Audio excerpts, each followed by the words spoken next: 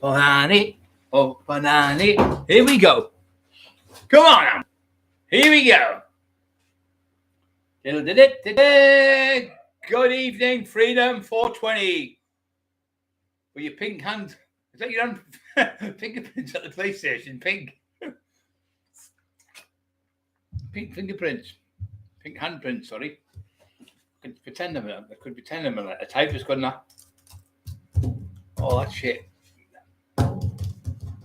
Tinfoil done that. He pretended he was typing. Doing all that shit. He was fucking not even doing nothing. Pretending he was typing. It was his wife. 3 on. Don't forget to push the like buttons, guys, tonight. I forgot last night to tell you to push the like buttons. But if you watched last night's, yesterday's, I should say, podcast, obviously we were off for 3 weeks. Obviously my dad's in the hospital now. He was in the hospital. They've moved him from there to the care home. It's like a med care thing where they're 24 hour surveillance around the clock. But he's only just around the corner from my sister's house, so we'll probably go over there tomorrow to see him, meet Bobby and Emma. Glenn Monmouth, how you, Glenn? Never fucking the only man I know that goes to work every day and gets the sack. Santa Claus and the postman. The man's come up to me today in the street. He said, "You got the right time?" I said, "Yes, thanks," and I walked off. He said, well. I said, "Yeah, it's a big hole in the ground. We're watering it, mate." He said, "At the end of the day," I said, "Yeah, it's 12 o'clock and it gets dark." Glenn Copp, hiya, brother. Thanks for all the lovely messages, Glenn. Love you all the world, mate. Rich T Biscuit 78, evening, Brian and everyone. Yes, my beautiful, delectable, beautiful wife just set this up for me. My beautiful brother, Pratt Mafia's on there as well. Monty, another beautiful person. Monty 16 Valve, evening. Going to beat my 2 litre Cosworth though, souped up, 330 brake horse. Fucking flying machine it was. Flying machine. I was like a mad craze. We all made loads of people who used to do the drugs and sell the drugs, and probably the only people who could afford them then in them days. Well, you're talking about the very best Cosworth I caught was off Terry Pierce. If you're watching Terry, I love you all the world. Great businessman, lovely, and a bit like all the car salesmen. I always got on them Chino. Not sure Howard, what a lovely man. Not sure Howard, lovely man. Chrissy Howard, another one, real great lad. Sold the car to me once, a 928. The Tin Man's going, he's lying. Chrissy and all them were there, and so Chrissy went. I lived in Durham Road. He come to see me at the house, just near the bus shelter, and the cops were watching me at the house. I'll tell you that story later on. And I got a 928, fucking massive car, lovely, and a 928 Porsche off him. It was like a probably green colour, and flip up lights. And I went to Kev Kilties. He went, "What the fuck you been doing, robbing banks?" Because it was like one of the top of the range cars in the world then. And he had a Cosworth. I had a red one, a magenta red one. I had a white one, a taxed. I had another one. I took off whatever jet red one. That was like two cars. I bought a white one with Bam Bam down in Oxfordshire off a bloke. The first one I bought was Terry Pierce. It's a funny story. This. I just want to get some audios on. Which the Trap Mafia official topic talk. I see. What a fucking rat he is. That Irish bull and that the tin foils. Phoning the door on Emma 10 times. They phoned up. He was telling her what to do with the Irish bull. I phoned up, she's got a flat, and she has got a flat, yeah, and I've got a house, or what? But we won't break the law. I don't claim dole money. I've never claimed dole money in my life. So they've imagined this imaginary scenario. Well, she's claiming this, she's doing that. What if she is or not? So the phone her up, she had to go in. So Emma went in and explained to the woman, she said, "Well, it's not the first time this has happened, is it?" She said, "It's 4 other times it's happened." She said, "But whoever's got it in for you, I think it's a vendetta." The lady said straight away, she said, because they were consistently phoning 10 different times. I don't know if they meant 10 times in a row or 10 days or whatever. They phoned up 10. We only know that we all know that's you, tinfoil, and your wife, because she loves to make phone calls from the City Advice Bureau where she works. She should be sacked there from where she works. She's a disgrace using them computers to find people's data and information on, and phone up the door that they say. So anyway, then we went in, showed her all, she had nothing to hide. I own my own house. It's nothing to do with Emma. Emma's got her own flat. Red cash, nothing to do with me. So it's got nothing to do. I don't claim dole money. And whatever she gets is all legal. So when she went in, put all the cards on the table, type of thing, told them what it was. She said, "Well, I can see here it's happened 4 times in the last 4 years. That's how many times. But that's how long we were in bed with them with, you know, like last 4 years they've been doing this. So Irish Bull's been going, phone the ESA she's on and tell them that she's claiming and she's got a flat and she's this and that and she's married and she's this, and oh, fucking horrible. But sat down to the woman was fine. She was absolutely brilliant to her. I know this is a vendetta. She said it's 4 times it's happened in the last 4 years, and this time the people who are doing it, you can see they're obsessed with you. They're obsessed, and that's you, Irish Bull, and you, tinfoil. You, shame on you. Bow your fucking head in shame. I mean, I can understand somebody when they get caught, they're scared and they go to the police and they make statements because they're not like a young kid or someone who's about 10, 12, 14-year-old or something. They get caught and go, Brian did it with me, it was him, and you think they're scared kids. I can understand the fucking woman getting caught, whatever, same with somebody doing whatever drugs. I can understand them doing it because they're frightened and that because the kids, young lass or something, having a baby or something. But a grown man who's supposed to be a criminal, you, Irish Bull, and you, tinfoil, you've claimed the door all you like. You're on the door yourself. How dare you? How dare you try and put people down? But dude, I've never heard of any. The only time I've ever heard of this is like old fishwives that look out. He's got a new car. Well, she's working there. Oh, she's got to work every day. And they're looking out the window like fishwives, like fucking off Coronation Street. That's what you are, and your wife, old fishwife, tinfoil, old fucking sweetie wife. I'm telling you, you've gone the door. Because when you were at school, you were the same at school. You used to grass the kids up when they were, Missy's got money. He's got alcohol around there. He's drinking. Missy's smoking fags. Miss Tommy Smith's got this or that. All because loads of his friends have told me have come from school. At the school yesterday, he was a snitch all the way through school. So all your life you've been a snitch. So on the councillor says he's done this multiple times where he's grassing people up. And as we all know, he's worked with the police because he's written 2 books with them. So that's where he gets his power from, his little police friends. But phoning the fucking door and trying to get somebody in trouble to get the door money stopped right that Christmas, making the melt, she already got mental health problems with the way the bullying, the way the bullying her, even calling her a prostitute and everything. At each bull, you're a fucking disgrace, you're a disgrace. Absolute disgrace. Marie, how if you do it there? And you did it to another girl from Redkin the other night. Debbie was a lovely lady, Emma's friend, tortured her, called her a slacker prostitute, said I was having an affair with her. Me and Debbie been friends. But it's Emma's friend. I've never seen her for 20 odd years until I got back with Emma for 25 years. Never seen her. Absolute shit, just making lies up and trying to cause trouble. Carol, another lovely lady, she knows what they're like. Bullying people. Well, the tinfoils are known for these doing it. So he's on. We've got videos up now. I know you believe me because I don't tell fucking lies. If you go on our page, you'll see where he's telling them what to say and what to do about a door and getting grass up to the door. So that's what they've done. They went to the door and grassed it up. How fucking low can you get to try and get somebody's money? I remember I was a kid, my dad used to work on the beach and he did fiddle. He used to fiddle on the beach, doing the coal, getting a bit of coal. He used to get a pound a ton on the beach and work his fucking guts out. God bless him. And somebody grassed him up. And what they've done, they took pictures of photographs of him with dad and said, I was on the beach. And he said, well, later here, the black and white pictures they were then. It was like 1976, 74. And it was really hard because of them days, in the 1974, 75, 76, there was the power cuts. It was the hottest summer ever. It was dry as summer. There was no rain for 90 days. And there was a power, we were watching the telly and the power would go off. So there was no work, Alex. It was a 2-day week. Power, there was only enough power for two days a week working.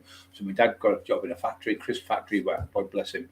I'd been there all fucking day, 10-hour, 12-hour shift to do if you could get in, but you couldn't do them no more because they only had like say 2 days a week. So you're only getting two days a week wages instead of working 5-6 days a week, and overtime you never got it. So these low lives are doing that. So Mark Emerson, thank you, brother. Hello, Carol. Official Topic Talk. Sorry, I've gone on a little bit because he's fucking Official Topic Talk's a great lad today. Love him all the world, and his wife. Lovely card off me the other day. And by the way, guys, it's Eli's birthday today. He's 2 years old, believe it or not. Stockport Brown and Danny Christie pray off Carlisle. I don't know what that means, mate. Danny Christie pray off Carlisle. I don't know what you mean. Carol, sorry to hear about your pal Brian. No problem, Carol. I'm saying, I'm Joel's Bean. Oh, yeah, we done, mate. I haven't seen you for a while, son. Oh, you were only the right one. You seen the little dog. Yeah, you were. Sorry. Carol, Paul Cresswell, how do I chat? Super. Yeah, I'm doing all right, mate. It's letting me do a super chat. I'll send you some official coffee bribe. Thank you very, very much. Appreciate it, mate. I appreciate anything on this channel. Freedom Phone 20, lovely, lovely person. Love them all the world. Ian Henderson, hiya, Bri. Hello, mate. Tom Beasley, is it? Evening. Dean, you okay? Keep your chin up, fella. Respect from Wales. Thank you very much. Hi, boyo. Lovely Peter down. I did a book with a lad called Jugger. He's the one who takes me on the pads. You can see me for punching the pads in the back garden. He did a book called Street Fighters, was the first book I did with him. And then I did a book with Steve Richards. It was Viv 2 of the 3. I think I was in Viv 1, 2, 3, whatever book it was. Get that off.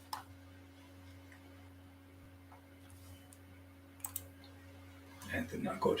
Yeah, so yeah, Steve Richards did the first books, and all the Tin Man runners went and copied out of the books, copies of pages, and so much in, and just reiterates everything what people say on the dictaphone.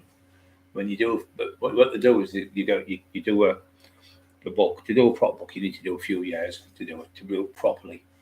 And we've been doing it now, me and Lee Wortley now for 3 years, so it'll be out next year. So they're taking 4 years to do, but you've got 4 years of all that knowledge. I mean, if I turn around and said to you, right, say you're 50, tell me everything about yourself now in 16 hours.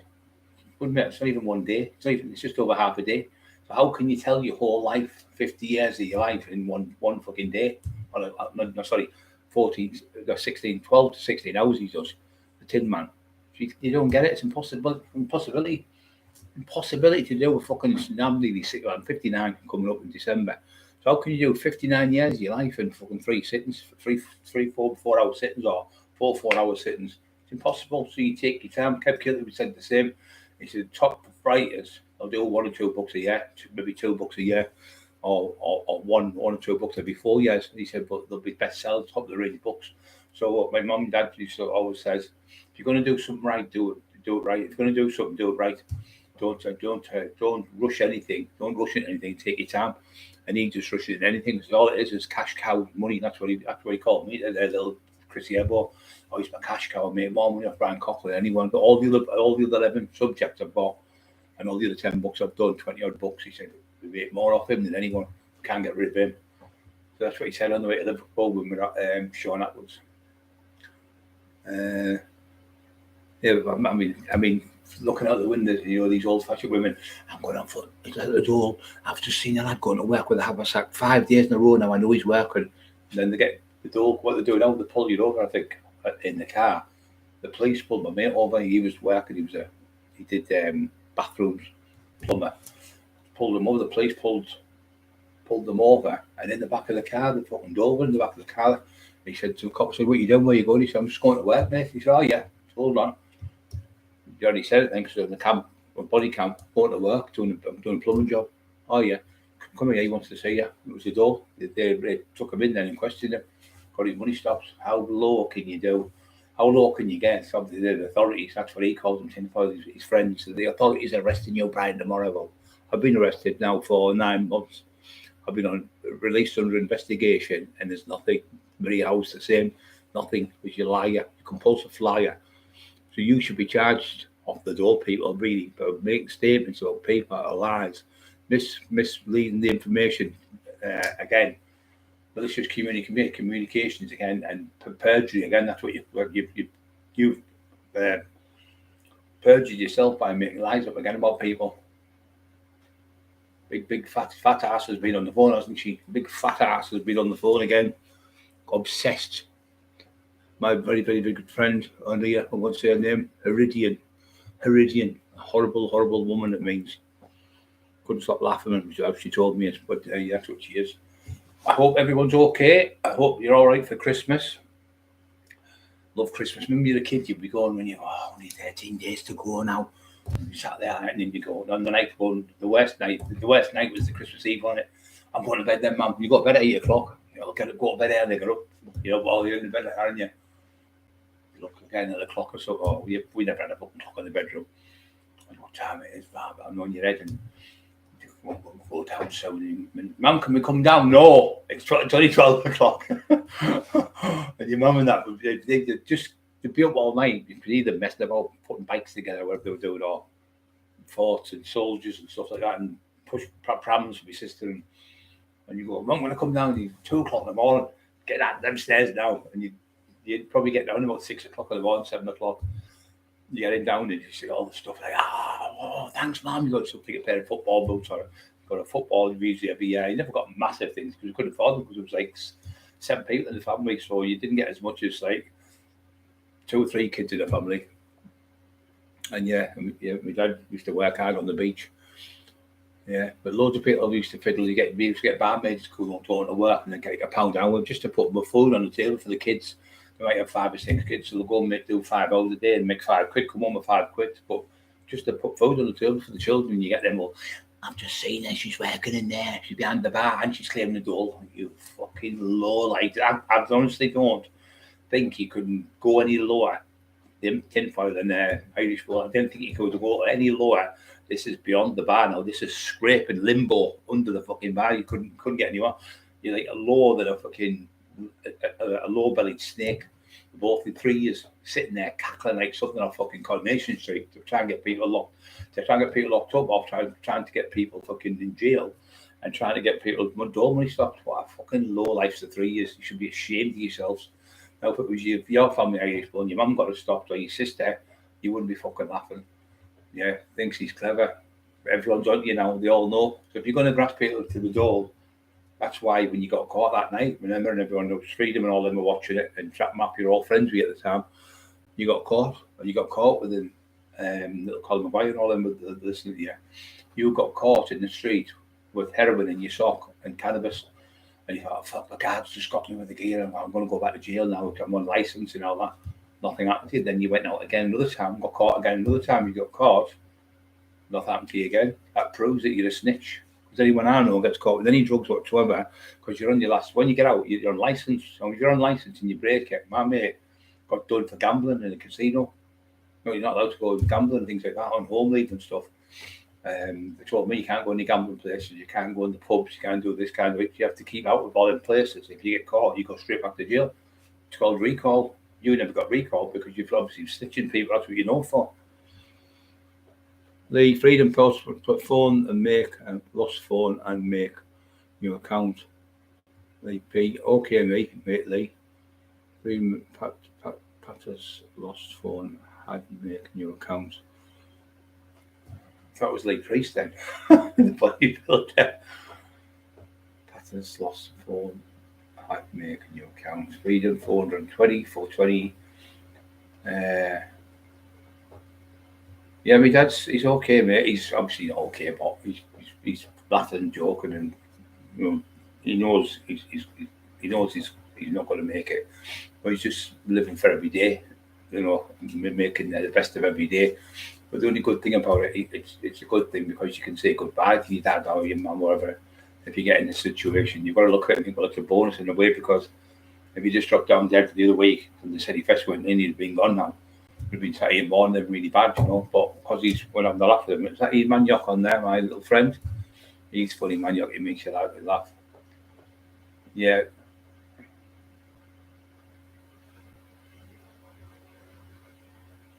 Yeah, thank you very much, Maniac. I appreciate him. He's the best person, one of the best, nicest people in the world, Maniac. He's a great lad, him and his wife, lovely people. Come round the trees a few times, and his wife's a lovely person as well. Yeah, it's just one of them things. He's 80-year-old, and the doctor said, look, Mr. Cockerill, you've had a good innings. And he started laughing with that. He said, I have had a bloody good innings. I'm nearly 80. So he's not once been crying or that. He's not that type of person, you know, he wouldn't sit crying or anything, but obviously he's been depressed with being in the hospital, because when I was in that 3 weeks, Carol, thank you very much for the bacon butties you sneaked in. Sorry for grasping you up. Sneaking me sandwiches, and she was with Tina Shaw, and then the food was fucking terrible. The food in any hospital, even the Middlesbrough on the Cook one, even that, the food's tiny, but you get amount of food. Sneaking me sandwiches in and stuff. Little Evo, little Darren Yu and all them lots, it was good. All the lads from South Bank were coming and stuff. They were letting them in. Probably because they're from South Bank, or they're from somewhere. We better let them in, or I'll let them in. There was Carol, Can Fight for Fun, Emma, and Tina Shaw. So imagine that. How can my sister, she can fight for fun as well. So the nurses had no choice, so they were letting them in. I was going down where the canteen was. It was all closed, and they let us sit down there in my wheelchair. And he was putting in the daft front, he was going, Cockerill's pretending he's in a wheelchair, he's making it all up. He's pretending there's nothing wrong with him. He's pretending. Well, how can you pretend with fucking scars right down your back? And holes all over you, fucking absolute. That's what a balloon you are. Not as big as your wife though. To bed. Dean, phone, mum and dad just gone to bed, laugh out loud. Yeah, Freedom's alright, good lad. Yeah, Trap Mafia, Carol Duffy. Yeah, she's a Duffy, same as Peter is.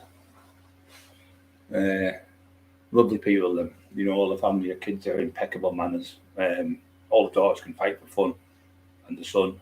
But when you go in the house, really impeccable manners, really polite people, lovely old-fashioned, you know, brought up the old way, but really nice people.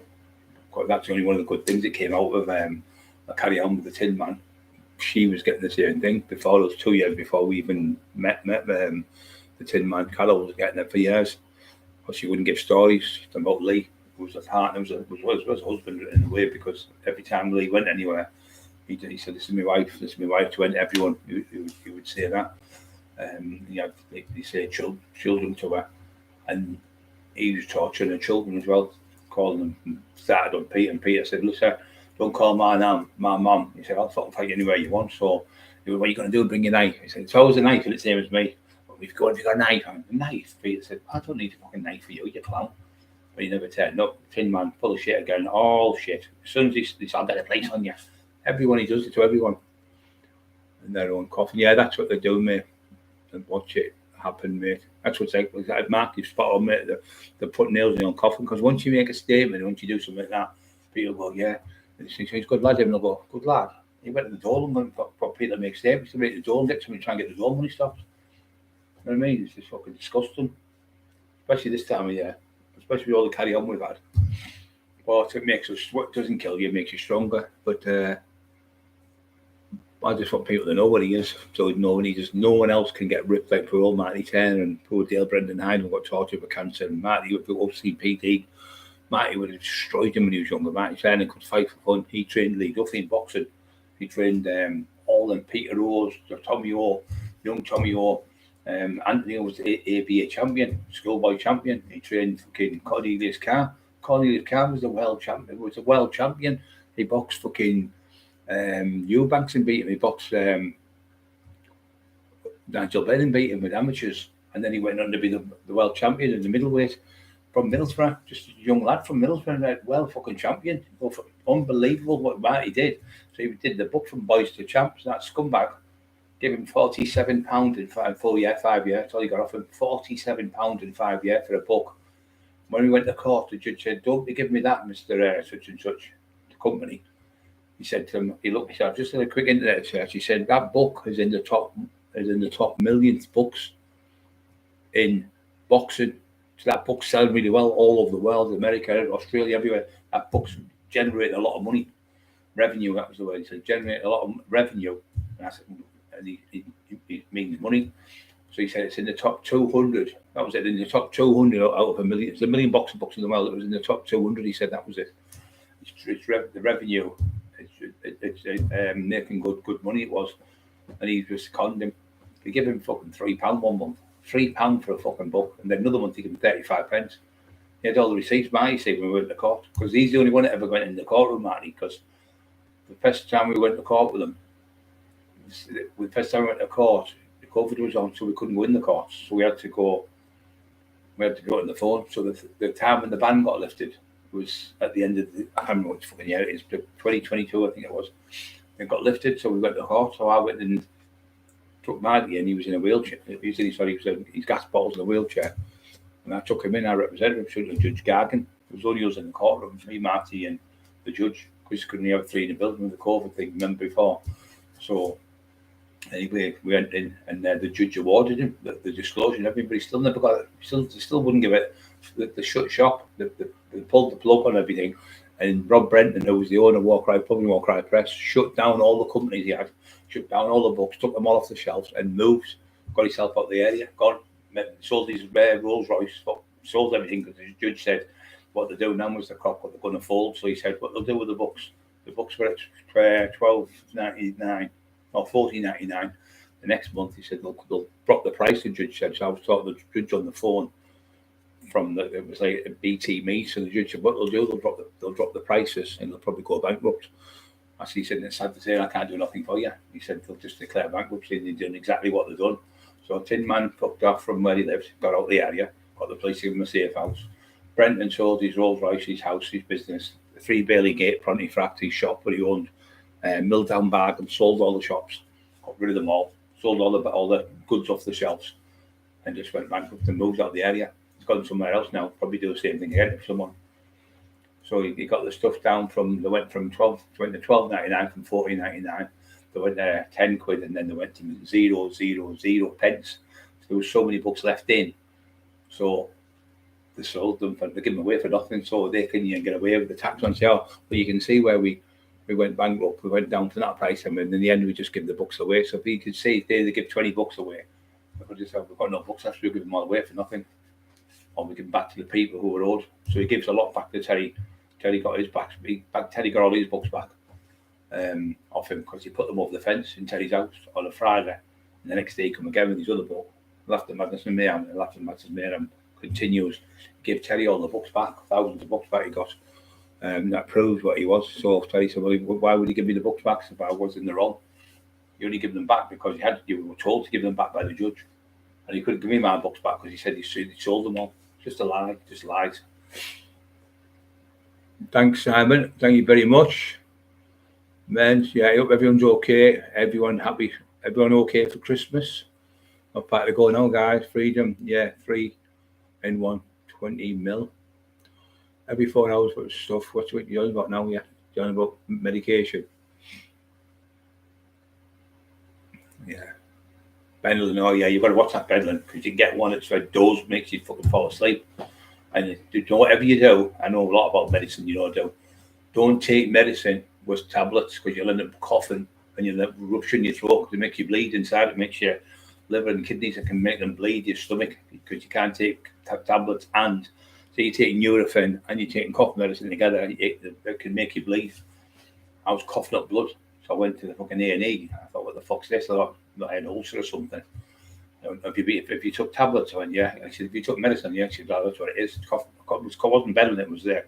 Still, I think it was cough medicine. I was bad coughing. I thought I took a few paracetamol. No, I took a few Nurofen. I took a few paracetamol as well. And I took a Lemsip and all that shit. And I took, anyway, I was coughing. I couldn't stop coughing, like a coughing fit. Then blood was coming out of my mouth, like little bits of blood, red blood on the sink when you spit. In the sink, sorry. And they said, oh, you can't mix cough medicine and tablets together. It's a no-no. But that Benylin, if you get night nurse as good as well. It knocks you clean out. Emma gets that when she's there poorly. I haven't seen Cal for fucking ages, I'm gonna have to go and see her. Me and Emma, fucking hell. So, nice to see her on tonight. Lovely, honest about, she's a lovely lady. Like I say, kids.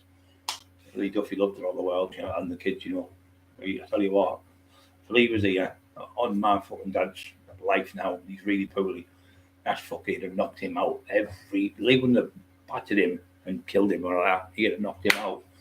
Broke his ribs, went to the body, broke his jaw, left him. 2 months later, see him again in the toilet, so I came out again, broke his ribs, broke his jaw, and knocked him out over and over and over and over. And he'd have had to move out of Teesside, which he couldn't have with me, he's run away from me.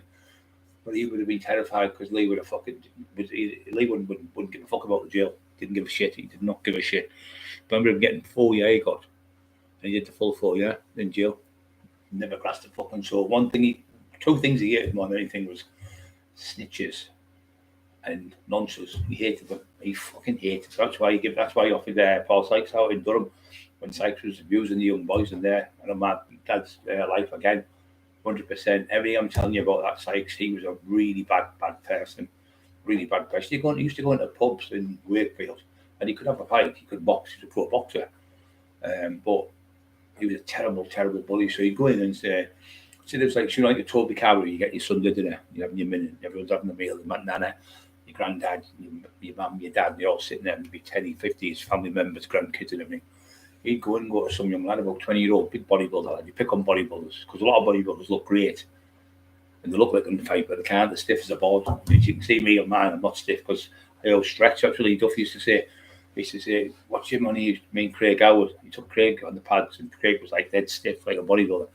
He said, watch Brian here. I went, bang, bang, bang, bang, about 20 shots on the pads. He went, look at the speed. I mean, how can you be that big and be that fast? He's fucking unbelievable, isn't he, Craig? And there was a place called 84 Hampton Street, we weren't in, and he had his t-shirt off, and I've got a red devil on there, and he had the same red devil on his right arm, bought to raise hell. And where I lived in Seat Lane, you just go down the road, you can turn left and jut the road in Hartlepool. The one was called Duke Webb. Now, Lee went from South Bank all the way over to where I lived. Didn't know me, he was only 16 when he got it done. Same age, he was only about 3 months younger than me, 3-4 months younger than me. And he went to Duke Webb and got it done. So I said, put that tattoo. We went, where? I went there. He went, I can't believe it. Look at Craig, he's got the same tattoo as me. I got mine, and you won't probably know the one I got him. He was from Hartlepool. He said, I was from Hartlepool, Duke Webb. Just off Keith Road. He went, yeah, Jutland Road. Fucking couldn't believe it. We both lived about 4.5 miles away from each other. I was right Redcar, he was South Bank. He said, unbelievable, like this coincidence. We've got, like, you're the best fighter in your area, and I'm the best fighter. We've got the same tattoo. He was funny, but the only thing he didn't like was he fucking hated football. Like his version, not me, his version was 22 puffs on a field. Can't wait to score so they kiss each other and cuddle each other. And Sean Day told me the story. He was telling me Sean Day used to knock around him a lot. He used to love Sean. But he was funny. He used to John Pickard told me a story. He said all of a sudden he was always funny. He was 14, 15. He was overweight a bit when he was a kid. He used to get called Sloppy Joe, I think it was. Something like they called him, some name. He used to call him Snotty Nose because his nose was used to run when he was a kid. So when he used to come in when he was about 15, he was getting bigger then. He fought like a man. And he used to came in, and he used to pinch bikes. He was a cunt for pinching bikes and cars, so he used to be wheeling the bike. So he went in the Fountain pub, just near Eston, and he's wheeling in there, in outside anyway. The sergeant come in, he said, have you seen that Lee Duffy? But no, sergeant, he was hiding on the back from fucking back room where the barrels were. But no, he wasn't. He's gone. He was on the bike. He's gone. We said, all right. And so anyway, he went, but he came back out, and he was in there. She's John Pickard. He has this vape shop in Red Candy, the Clock. He said, it was always funny. Like he said, he always used to make us laugh. He was always like doing jokes and carrying on and messing about. So, Barry yes, Sherbert. Hello, mate. Hope you're okay. Mr. Wimlow. Draw is a bad con man. Our draw is a bad con man. Yeah. Swear by the stuff for freedom, mate. I swear by the freedom. Yeah.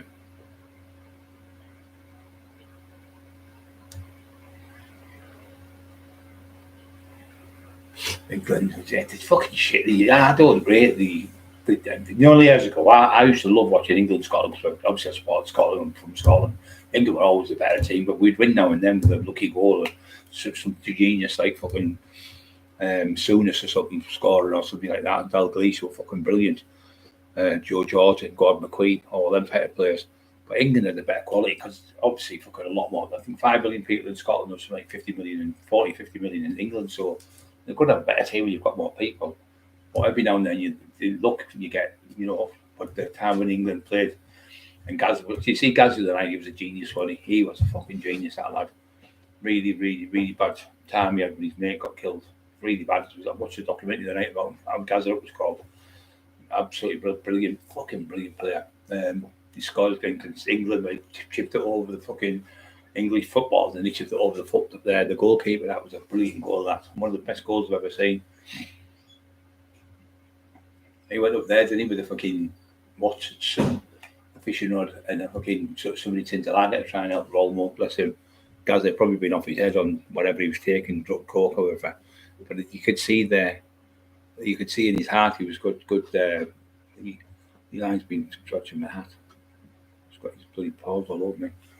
And he went up there and tried to help him.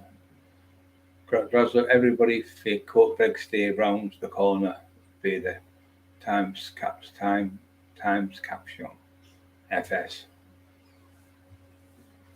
Well, that sounds like you. That tinfoil idiot.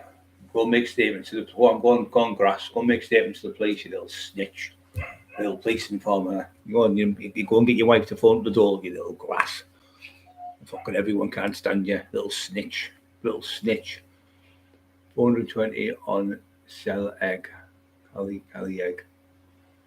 Yeah, and that scumbag, that Irish bull. What a shit house you are, bullying women. You even started on Debbie the other night, another friend of Emma's because she stuck up for Emma. Starting on Maria Howard, another woman bullying. Fucking horrible coward you are, you. In little, trying to sort of wreck fucking arms. You're 27, you look older than me. I'm 50 fucking 50, 58, 59 in December. I look younger than you. You fucking weirdo. With your little smack bag. Do you share needles, these? Or do you send do you send tinfoil across the water to each other? Do you send that? Is it sticky and brown, or is it the one that you put on the on your sandwiches? That's what you both are on.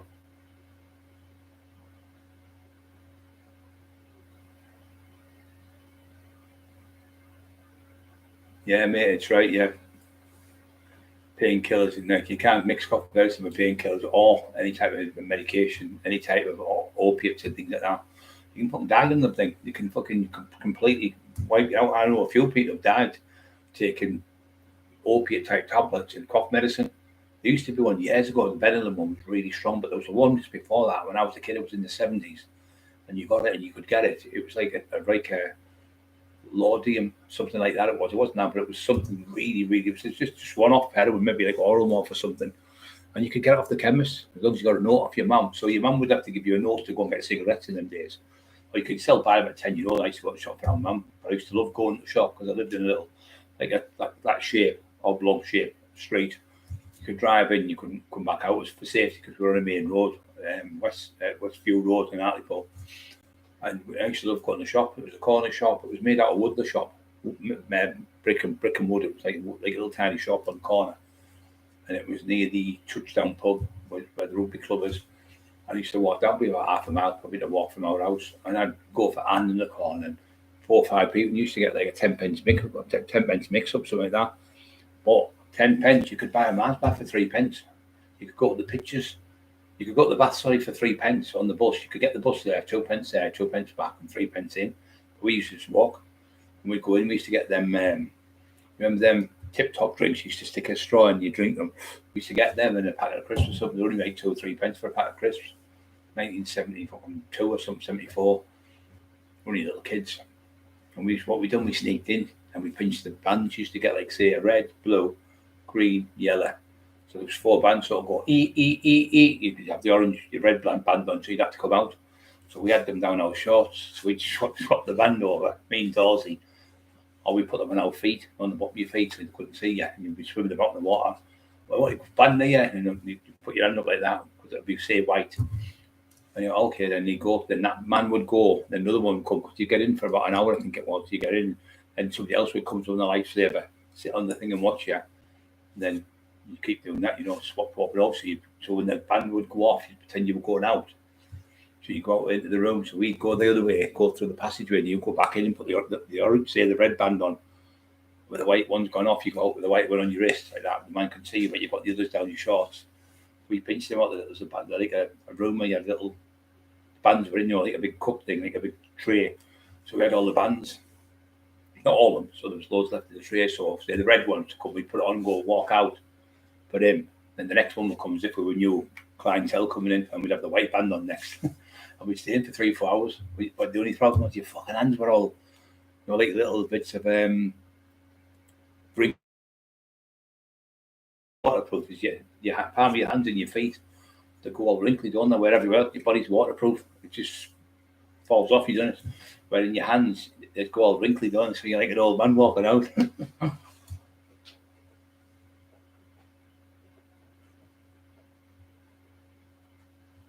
Gazok, nice one, Carol.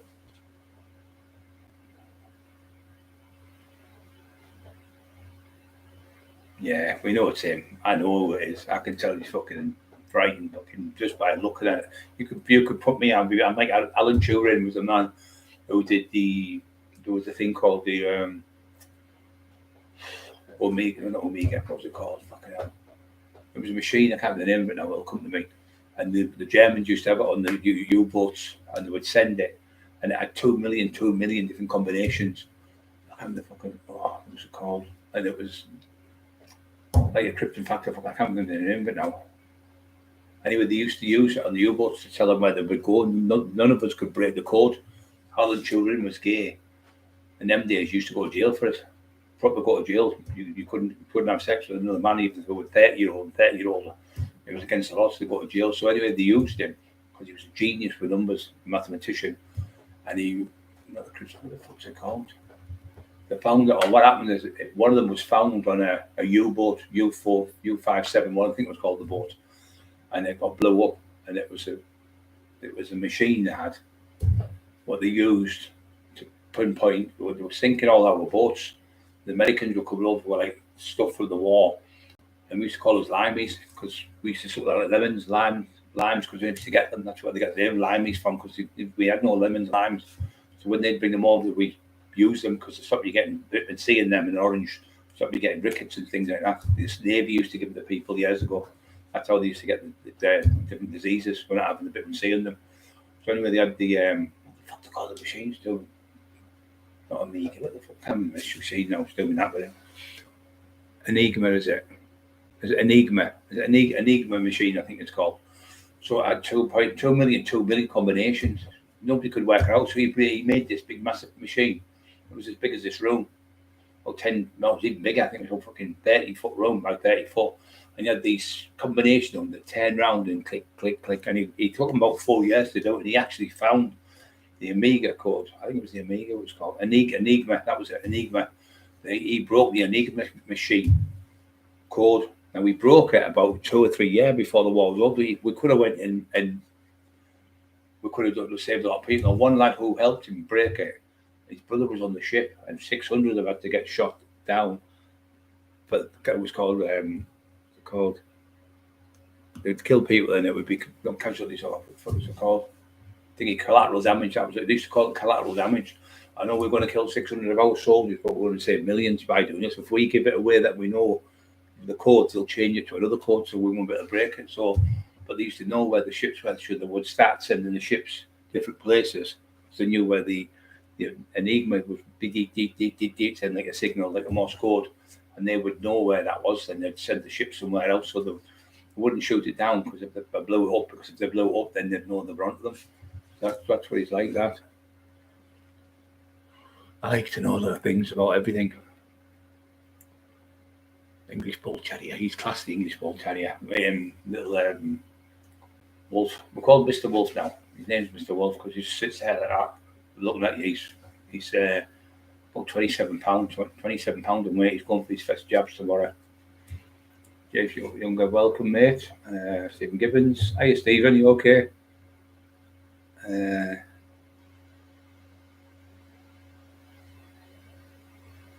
Any questions of anyone? Anyone want to know anything? What's going on? Anyone got out to say about anything? Don't forget to push the like buttons. Not many people pushing the like buttons tonight, guys. Come on. See, a lot of people be watching the football, I think. But we're all right, aren't we? We're good. Simon Page, you okay, mate? Oh, Cresswell's hanging in. Enigma, that's the one, yeah. Paul, you're right. Yeah, 2 million different combinations. He actually broke the code, and after the war, they arrested him and put him in jail for being a gay person. And I think what he got. But what he done is he married a woman to pretend he was engaged. He knew he wasn't gay. Not he was gay, sorry. He married her to look like he wasn't, but he was, and they already knew it. But later on, they come and arrested him and give him fucking, I think, 3 or 4 years in jail, which I thought was terrible what they'd done. And he actually saved millions of people's lives and saved the war by about 4 years. It had been going on and on and on with the war, but it was because of him that the war ended. I think they've got a big statue of him now. Terrible, isn't it? Just for somebody's gay. They used him and then fucking sent him to jail after that, but it was over. Terrible.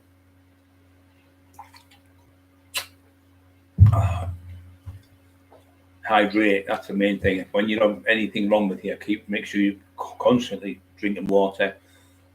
Slowly, just little sips. You see all these pro boxers. You see them all in the Olympics. They all have a bottle of water with them, and just sip a little bit all day long. They keep drinking and drinking. Most of them drink about 10 pints of water a day to clean out your body. And when you've got a pounding headache, 99% it's because you've got no water in your brain. Your brain's 80% water, so if it's got no water in, it can't function. So you start getting pounding headaches and crippling headaches. Another lad who's on about gout. Well, if you use bicarbonated soda out of Vimto juice, not the fizzy one, the Vimto juice. Now, because it's black cherries, the black cherries break up the acidic acid in your blood because it's a form of arthritis, gout, and you get it. It's called the rich man's disease, and you get it. A lot of people get it from eating red meat or pork or cheese. In about 30-40 minutes, it'll be gone. I've 33,000 people have tried it, and I've never had one person say it hasn't worked. It's marvellous. We're paying fortunes for tablets. Probably cost you about £2.50 for it and last you for months. But you don't take it like tablets. It has to take days and days and days. Within an hour, 30 minutes to an hour is gone. And people say to me, I can't believe I've suffered 20 years with this. Thank you. I'll tell me granddad. No, then the granddads won't come on and say, I can't thank you very much. And just nice to help people, isn't it? Instead of throwing the door on people and grassing them up. Bletchley Park, you're right. Simon Page, Bletchley Park, that's the one. And there was actually 4 women in that, and all your 4 women that were really intelligent. They were like, IQ's high, but these fuckers are like fucking through the roof, and I mean through the roof, really intelligent.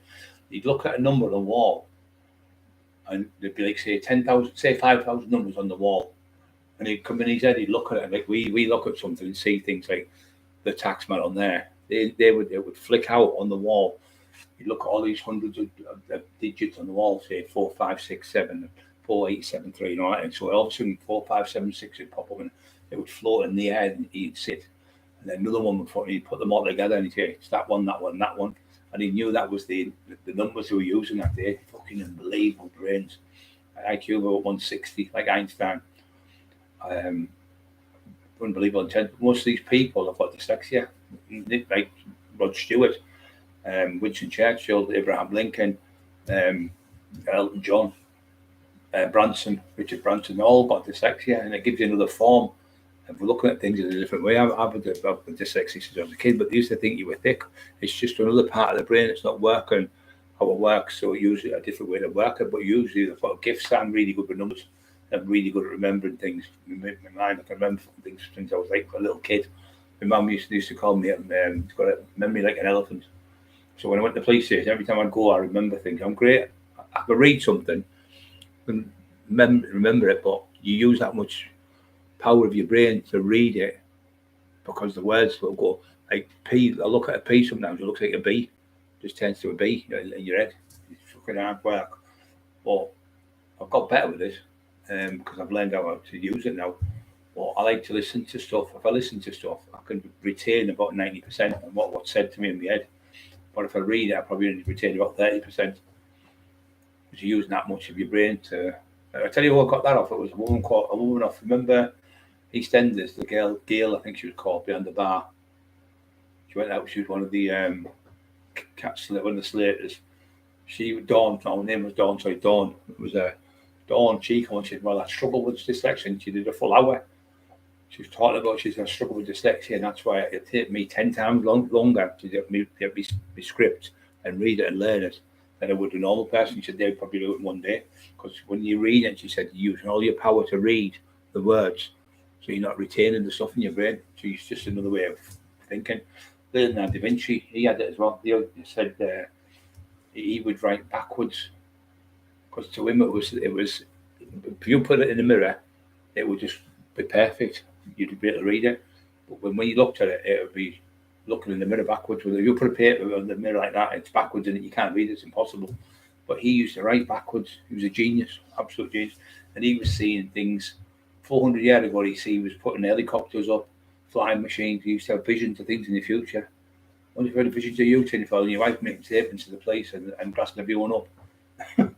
Because he used to have visions. Imagine, I can't, honest to God. You hear about them on council estates doing it sometimes with other person. She's only grassed her up to the door. What a low life bastard. Even if you can't stand the person, you think you wouldn't do that to your worst enemy because you think she's only doing it to get a couple of quid for the kids. Or you see somebody work behind the bar or something, you're getting that £1 an hour or something. Fucking low life cunts. Or somebody going around cleaning people's houses, you get maybe a tenner fucking a week, a tenner every two houses, something, just to try and make a few quid, just to put food on the table for the kids. Mum used to do it. Mum used to go and clean pubs and things like that when they mop and all that. And I know the other two women used to go, and they used to do the fucking dough.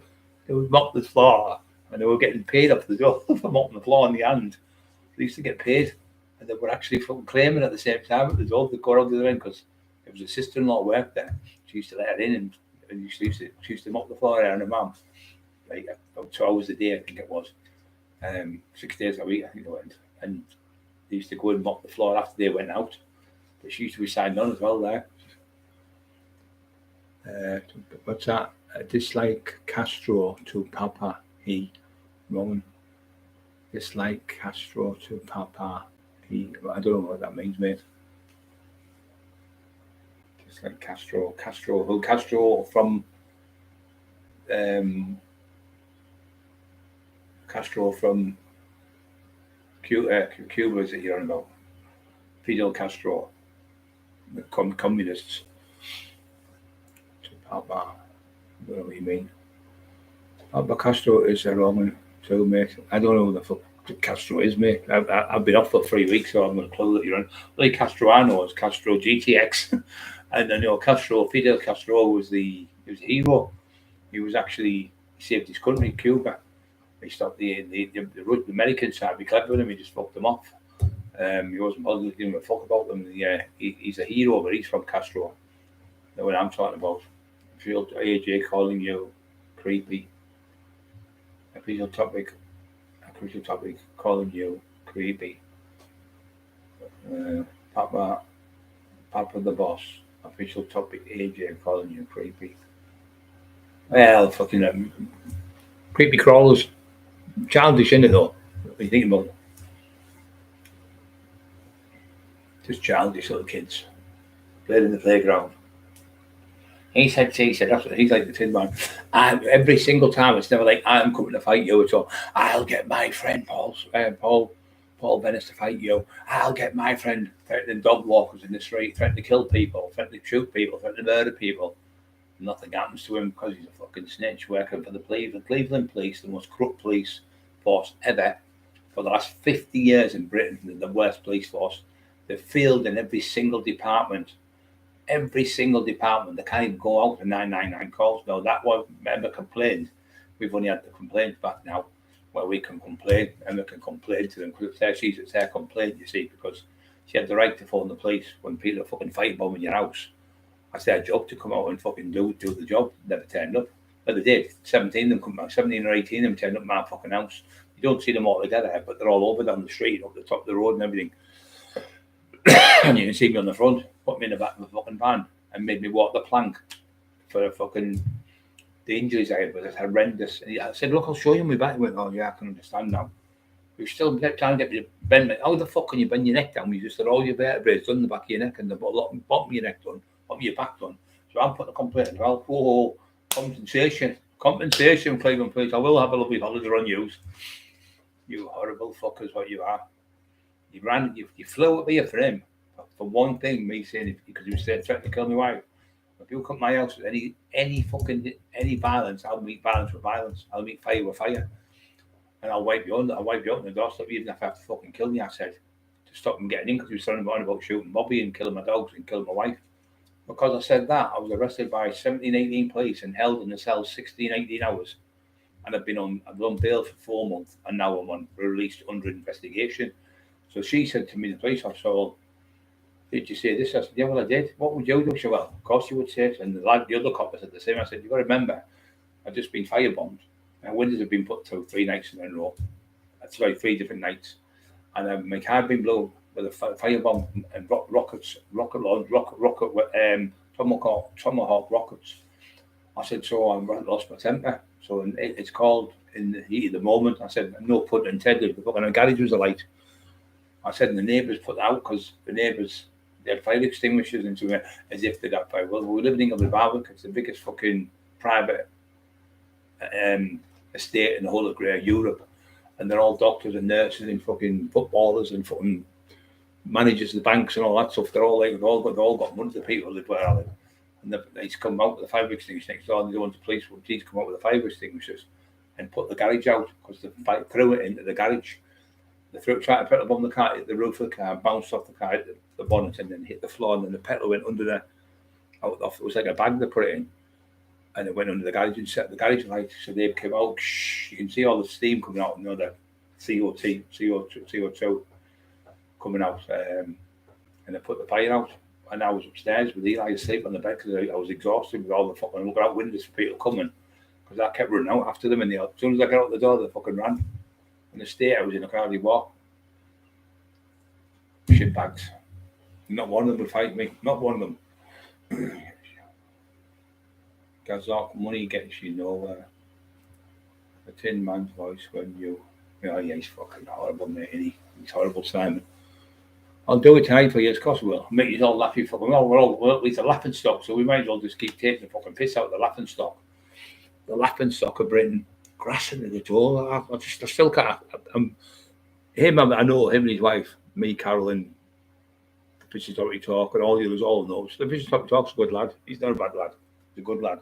All that shit about him is all from that fucking tosser, Tin Man, and fucking the other one because he stood up for us. That's all he's getting hammered for, standing up for us. Carl Edwards is the same. Usually he gets hammered, but she was getting hammered before us, 2 years before us. God bless her. She's only 6 stone tall. She's been in bad health as well. And yeah, the blanket and the hot thing he did work, Carol. Thank you very much. My sister got me one. No, that there. She said, I've suffered from bad back, Brian. Tried this. She said, get a blanket with you plug in. Heat blanket. So I put it in the bed. Oh, and the only thing I woke up fucking poured of sweat. I blew the blanket up. Put me back. She was right. It's like red hot. It just stops it. The pain. Well, she knows. She's as bad as me. The pain's unreal when you get it. My hand tonight is fucking throbbing. It's worse now because I'm up every day now. I'm up out, running about and doing things, but I'm having a lot of pain with my hand, the right hand, but I'm not giving in. I keep putting this, I've got like a splinter on my hand now, so it's straightening it. It's getting more stronger and stronger, so I'll train after the year, bring training, so I'm stepping up the protein, creating gluten. I've just been putting a routine together. I'm determined to get back. I'm going to Ireland in summer. I'm going over there. I won't call my fucking wife fucking names where he's done. He's not getting away with that fucking prick. We'll see how tough you are, because I've had hundreds and hundreds and hundreds of fights. You hide in your mum's fucking house and you sleep on your mum's settee. I live in a fucking £250,000 house, not being big-headed. My house is not fucking my mortgage and all this going, oh, he's lost his. I've lost no house. My mortgage has gone up, like everyone else's, but the payments are still getting paid. If I hadn't paid my mortgage, I'd be out my house. You just talk shit. You just guess and everything. You just try all sorts of shit. So why am I still in the house then? You fucking idiot. Talk shite. My mortgage isn't even up till 2025. So we're going to get out. He's saying he's getting kicked out of his house in Christmas. He's going to jail at Christmas. He's losing his house in January. It's just the same shit over and over again for the last 4 years. Crap. Absolute shit. By Edinburgh Airport, Hangman Audits. Hi, OTT. Hangman Audits is a good lad. Yeah, everyone will be nice.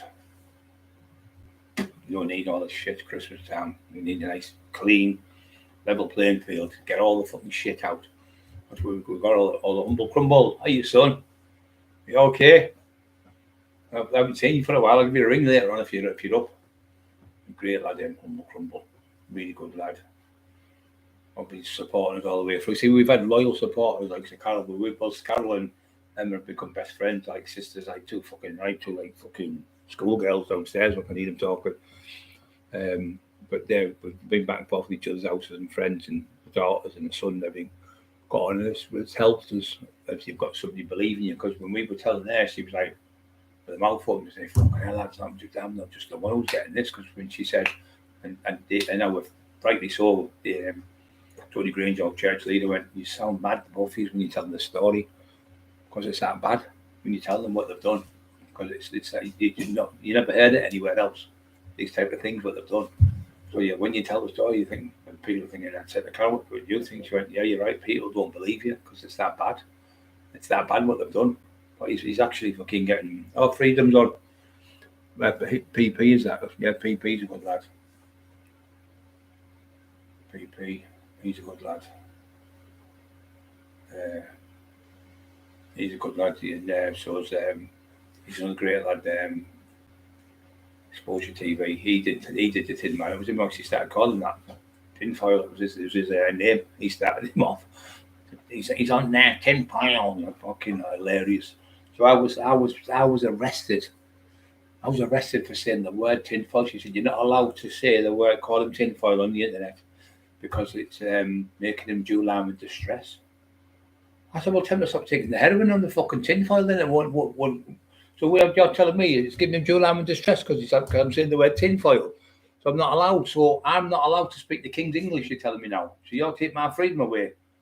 The fucking fundamental right I have, under the Magna Carta, I have the right to fucking speak the King's English. Not fucking 400 years back, you know. And they say, no, we can't say this, you can't say that. Then he's fucking called me all names and slagging me. And now he's went, like I say, he's got his wife to phone. The woman said, the person phoned 10 times. I don't know if she went every day or whatever. 10 times. She said, we know it's malicious. But it's happened 4 times over the last 4 years. So every year they keep going to the door and trying to grass Emma up. Saying she's claiming it's all illegal and all that. But when she's went in and showed them all the paperwork and done everything, I've never claimed. I've been very lucky. I've always had jobs and work. So for my life, I worked in like race courses on the doors. I run the security. I had the security at the doors. I used to do the little fellas dancey things at the nightclubs and stuff. So I always had money. So I don't claim money. So when they asked about me, so the brand doesn't work. He didn't. So his brand doesn't claim. So he's got his own stuff. What he does. So they went, all right. So they checked. So we've checked his stuff. There's not one thing on the computer with him ever claiming any money. So that's garbage again. So they tried to say I was claiming a pair of balloons, but that's what them do. Fat cunts do. Big pudding in pie. His wife, Geordie Party, pudding a pie. Kiss the girls and make them cry. Kiss the boys and makes them cry, doesn't he?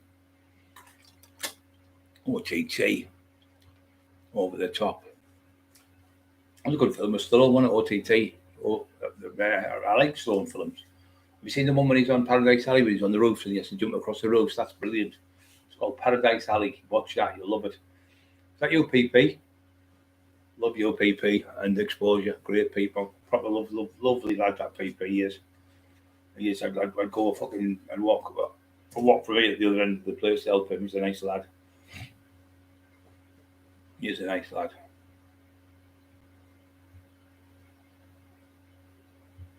Yeah, thank you, PP, for 420. I'll be listening in. Yeah, thank you.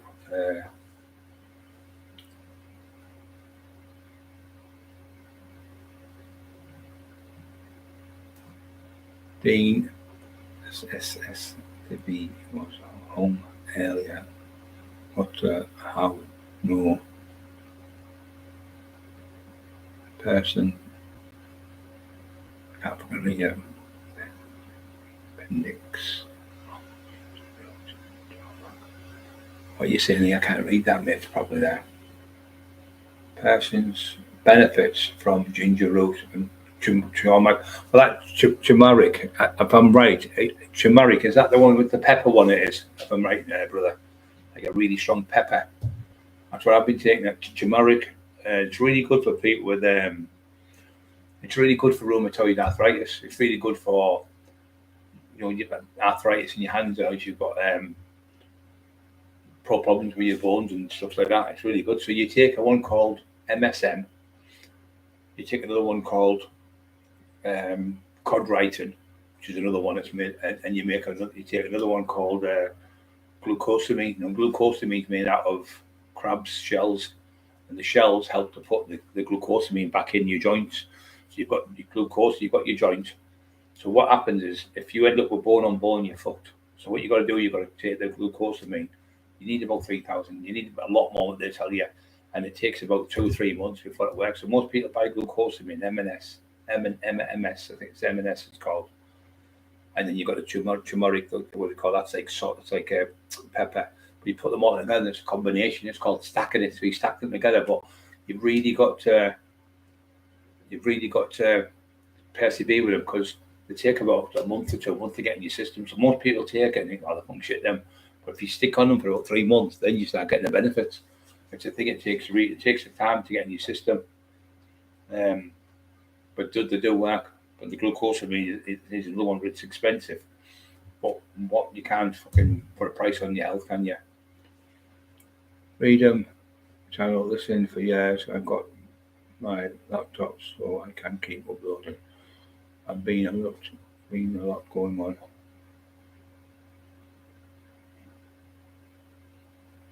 Yeah. Jimmy B, higher all love and respect to all. Yeah, that's exactly what it is. Love is the best. You know, the most powerful emotion of everything is love. Nothing beats love. Somebody could be fucking 6'10" and fucking 25 stone, and you can have a woman fucking 5'4", and the kids are in their house. She will fucking stand there to the fucking death like Carol would, Maria would, Emma would. They would stand to the death. They'd rather die than give up the kids or something.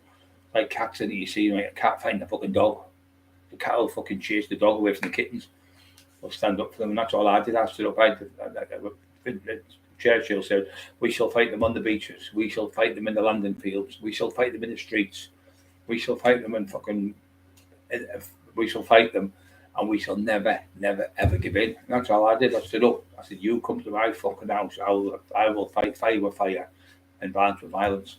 But the violence I can portray on you will be the worst you've ever had, even if I have to fucking kill you." That was what I said. So it was like a threat to keep away from my house.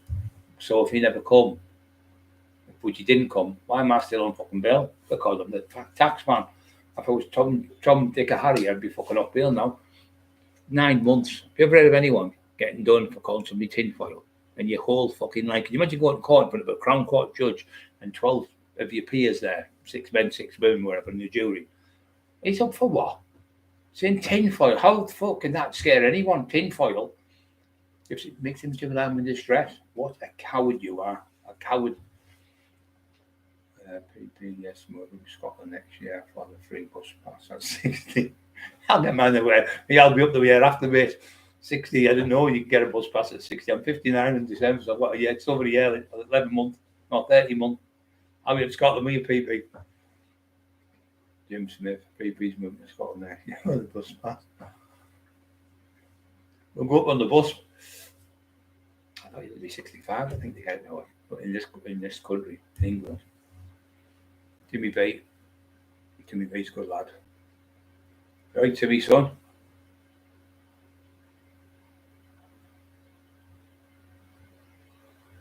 Yeah, that's right, mate. It is really good. It's good for your. It is good for your hands and stuff. Well, I'll tell you what people don't tell you. I'll tell you a few things where you are going wrong with it. Wheat, gluten. Go gluten free and wheat free. Wheat makes your hands swell up like balloons. It puts water in your hands. It's the worst thing. Weetabix, all that type of maize, all that stuff. All them things make your hands bad, really bad. Porridge shorts, just get the gluten-free ones. That's what I get in case you have a bad stomach. That's the best thing for your porridge. And I like ready breakfast. It's a better taste, but it's wheat, so it's no good. It's got to be oats. So it's wheat that makes your hands bad, swell up, and wheat with bread and things like that. And the other worst ones is tomatoes. Tomatoes make your hands go up like balloons. Your knees go up like balloons on tomatoes. When you pick up spaghetti bolognese and you have it, the hands must be the mince. It's not. It's the tomatoes, the juice in the tomatoes.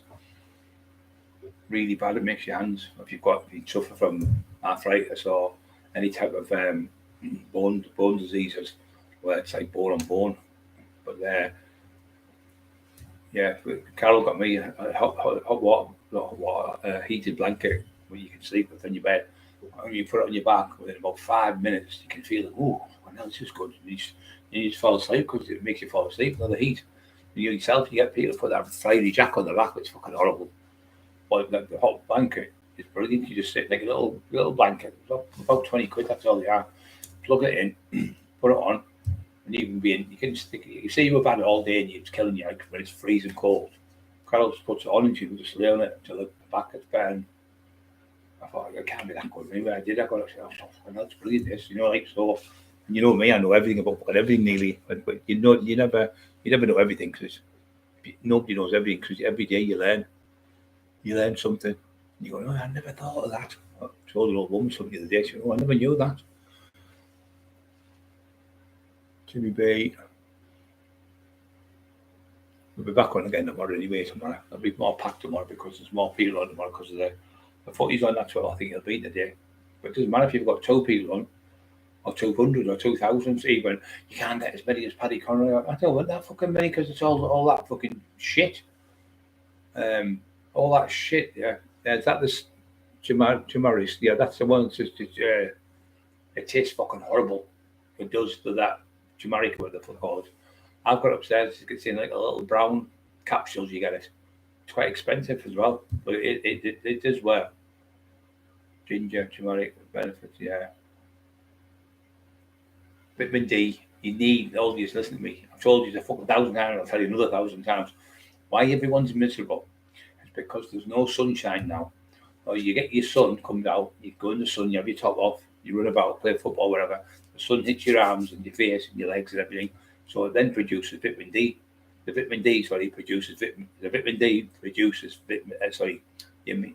Your testosterone levels go up then because it produces what's called the sunshine vitamin D. Now, from October or maybe from September till about April, everyone's like miserable because they're not got no vitamin D. It's very hard to get vitamin D out of out of food. So what you got to do, you got to go to the health shop and buy some. Don't go to fucking Alden Bar. Just go to the pound shop. I go there and I'll take 4 a day. And you can't overdose on them or anything. So the vitamin D then raises your natural testosterone in your body. That's why you're all like, oh, I'm fucking sick. I'm bored. You can't get out of bed in the morning because there's no sunshine to give you the vitamin D, which helps to give you the vitamin. Helps to give you the testosterone in your body. So everyone's miserable because they haven't got no vitamin D in the body. So you need to get to the health shop. Not them D-robbing bastards all them Barrett. Pay £15 for the same fucking vitamins. They might be stronger, but you're still getting the benefit. Just take 4 times the dose what's in that one. One extra, it's only vitamin D and vitamin C. Take maybe 200 milligram a day. You get them only a couple of quid. And that'll help you stop getting colds. And that helps you with muscles, to repair muscle tissue and stuff. Vitamin D and something like any type of oil like aloe vera. When I went to the health shop, she went, aloe vera. I said, no, I'm not called aloe vera. I'm Brian Cockerill. Aloe vera. So you want something like, I have 4 different types of fish oils. So any type of fish oil, they're good for you. But if people are eating tuna, don't eat too much tuna because you can get fucking mercury poison off it. I've known people die of it. So in the old days, we used to have from 6, 7, 8 tins a day. And with tuna, people don't realise it. Say there's 50 grams of, just for talking sake, 50 grams of protein in it, but that's not necessarily, it's true, but you don't digest the 50 grams, you put out most of it. So you probably end up with 20 grams of protein. So there's little tricks there where milk, you get the full milk, I think it's 20 grams of protein in milk. I used to have 10 pints a day of milk, like 10 eggs a day. I was having 30 fucking eggs a day once when I was like 19. Worked in a gym in Redcar. And I used to train the couples, like men and women, on a Wednesday and Sunday. And the man and woman, they had a chicken farm where they used to produce eggs. And used to sell me them a pound. I used to get 30, I think it was 30 eggs. I used to get for 5, I used to get 210 eggs a week. So I used to have 30 a day, 10 in the morning, 10 in the afternoon, 10 at night. Make them in different ways. Poached eggs, my favourites. Now I just have 4, but they're really good. They're the only things that are full with the amino acids and all that shit where they're going, take the yolk out. No, the yolk's the best part. That's why all the amino acids is in you. There's 21, 22 amino acids, but there's 20 essential ones. And the only 2 in abundance is eggs and milk. But milk is very, very hard to digest. So you're better with cows, you're better with like goat's milk. But because cow's milk, you drink it and it goes curdles into little balls in your stomach, so it takes ages to digest. But when you start drinking every day, you get used to it. So I used to drink that because it's something like 450 calories in a pint. So you're drinking 4,500 calories a day just in milk I was drinking. And then I was taking the protein drinks as well on top of it. I was having 10,000 calories a day. And I went up to 15, and sometimes I'd go to 20,000. When I was on holiday, I was doing 20,000 a day. But it was all free. You know, them holidays we go, you pay, you get like a little band and you get in, eat as much as you want, one of them type. We used to go to went to that on the documentary. We went to the fucking one there. And we went in, 4 of us, and we were going all the time. They fucking shut down after about 2 months. The fucking place shut down. My brother used to go in, kept Rich and all them, and lads from Hartlepool. And they're all bodybuilders and big massive lads. You could eat as much as you want in this Chinese buffet. They fucking shut down after it was up 3 or 4 months after the McIntyre documentary. Scots, so somebody said Scots. I've seen Scots in there. Up the English, big up the English for all the free stuff Scots get. Yeah, fuck off. Fuck up the Scottish. You can take our freedom. You can never take our life. You can take our lives. You can't take our freedom. I'll give you fucking up the English. Yeah. Stop the fucking speaking Gaelic. Scottish. Stop the speaking it. Stop this wearing the kilts. You fucking horrible bastards. Fucking evil. You people going about being this, that, and 65 in England. Yeah, 65, I think it is, mate. I think Terry's just got his. I'll tell you. Oh. Yeah, that's what glucose means for joint, mate. Glucosamine, what it means, glucose means actually in your joints. That's what it is. So you lose that glucosamine, that rebuilds it. They get it from crab shells, break them up and obviously manipulate the crab shells and make it in the tablet form. There's no taste in them, but I take about 4, 5, 6,000 a day of that. It's not. Cat has faster reactions. Cats, yeah. But cats, you get a cat and drop it at any height, it'll land on its feet. And the Rigsby, the Vienna, it was fucking hilarious, that one. Miss Jones. Fucking hilarious. I watch all them old things. Like, Porridge, Only Fools and Horses. With my beautiful wife. Someone was shouting at me. Shouting at someone who was shouting at me. Madness. Yeah, fucking mad, isn't it? Wait till I get you in that house. Old man was the worst. Fucking all that stuff when you were a kid. Getting your guns, man, you get a bit of muck on your face. Come here, you, come here. You look at the state of you. Get a fucking hanky out of it. Wipe your face like that and went, that's smashing. You can smell all the fucking stuff all over your face, spit. That's where the fucking COVID's come from. All the fucking nanas doing that to the kids. Spitting on a napkin or a fucking tissue and rubbing the muck off the face of the kid. You look smashing, yeah, but your face stinks of fucking spit. You've just given me 10,000 germs. So that's where the COVID's come from. It's nothing to do with the Chinese. It's all them old women years ago, or your mum when you were a kid. Come here, you filthy, and wipe your face with fucking tissues. And everyone's on laughing. I know they are because they're fucking. It's exactly what they come here. You fucking in Scotland. Yeah, medding. That means like it's a mess. You scruff. Yeah, you cheeky wee monkey. In Scotland, that's what they say. Yeah, Sam Page. Hey, Sam, son. Yeah, right, laugh out loud. Yeah, it was good for you. People, Arnold used to drink 4 or 5 pints a day. That's why I got off when he did the documentary, when he did the Pump and Iron. Fucking brilliant bodybuilder. We've never had the best physique. His legs were terrible. I had 36.5 inch. Little vulture measured them. Robbie and all them from Hartlepool. Lads over that way. And they measured my legs, big Richie Oss. You went, fuck, I know they have 36.5 inches. Measured my legs.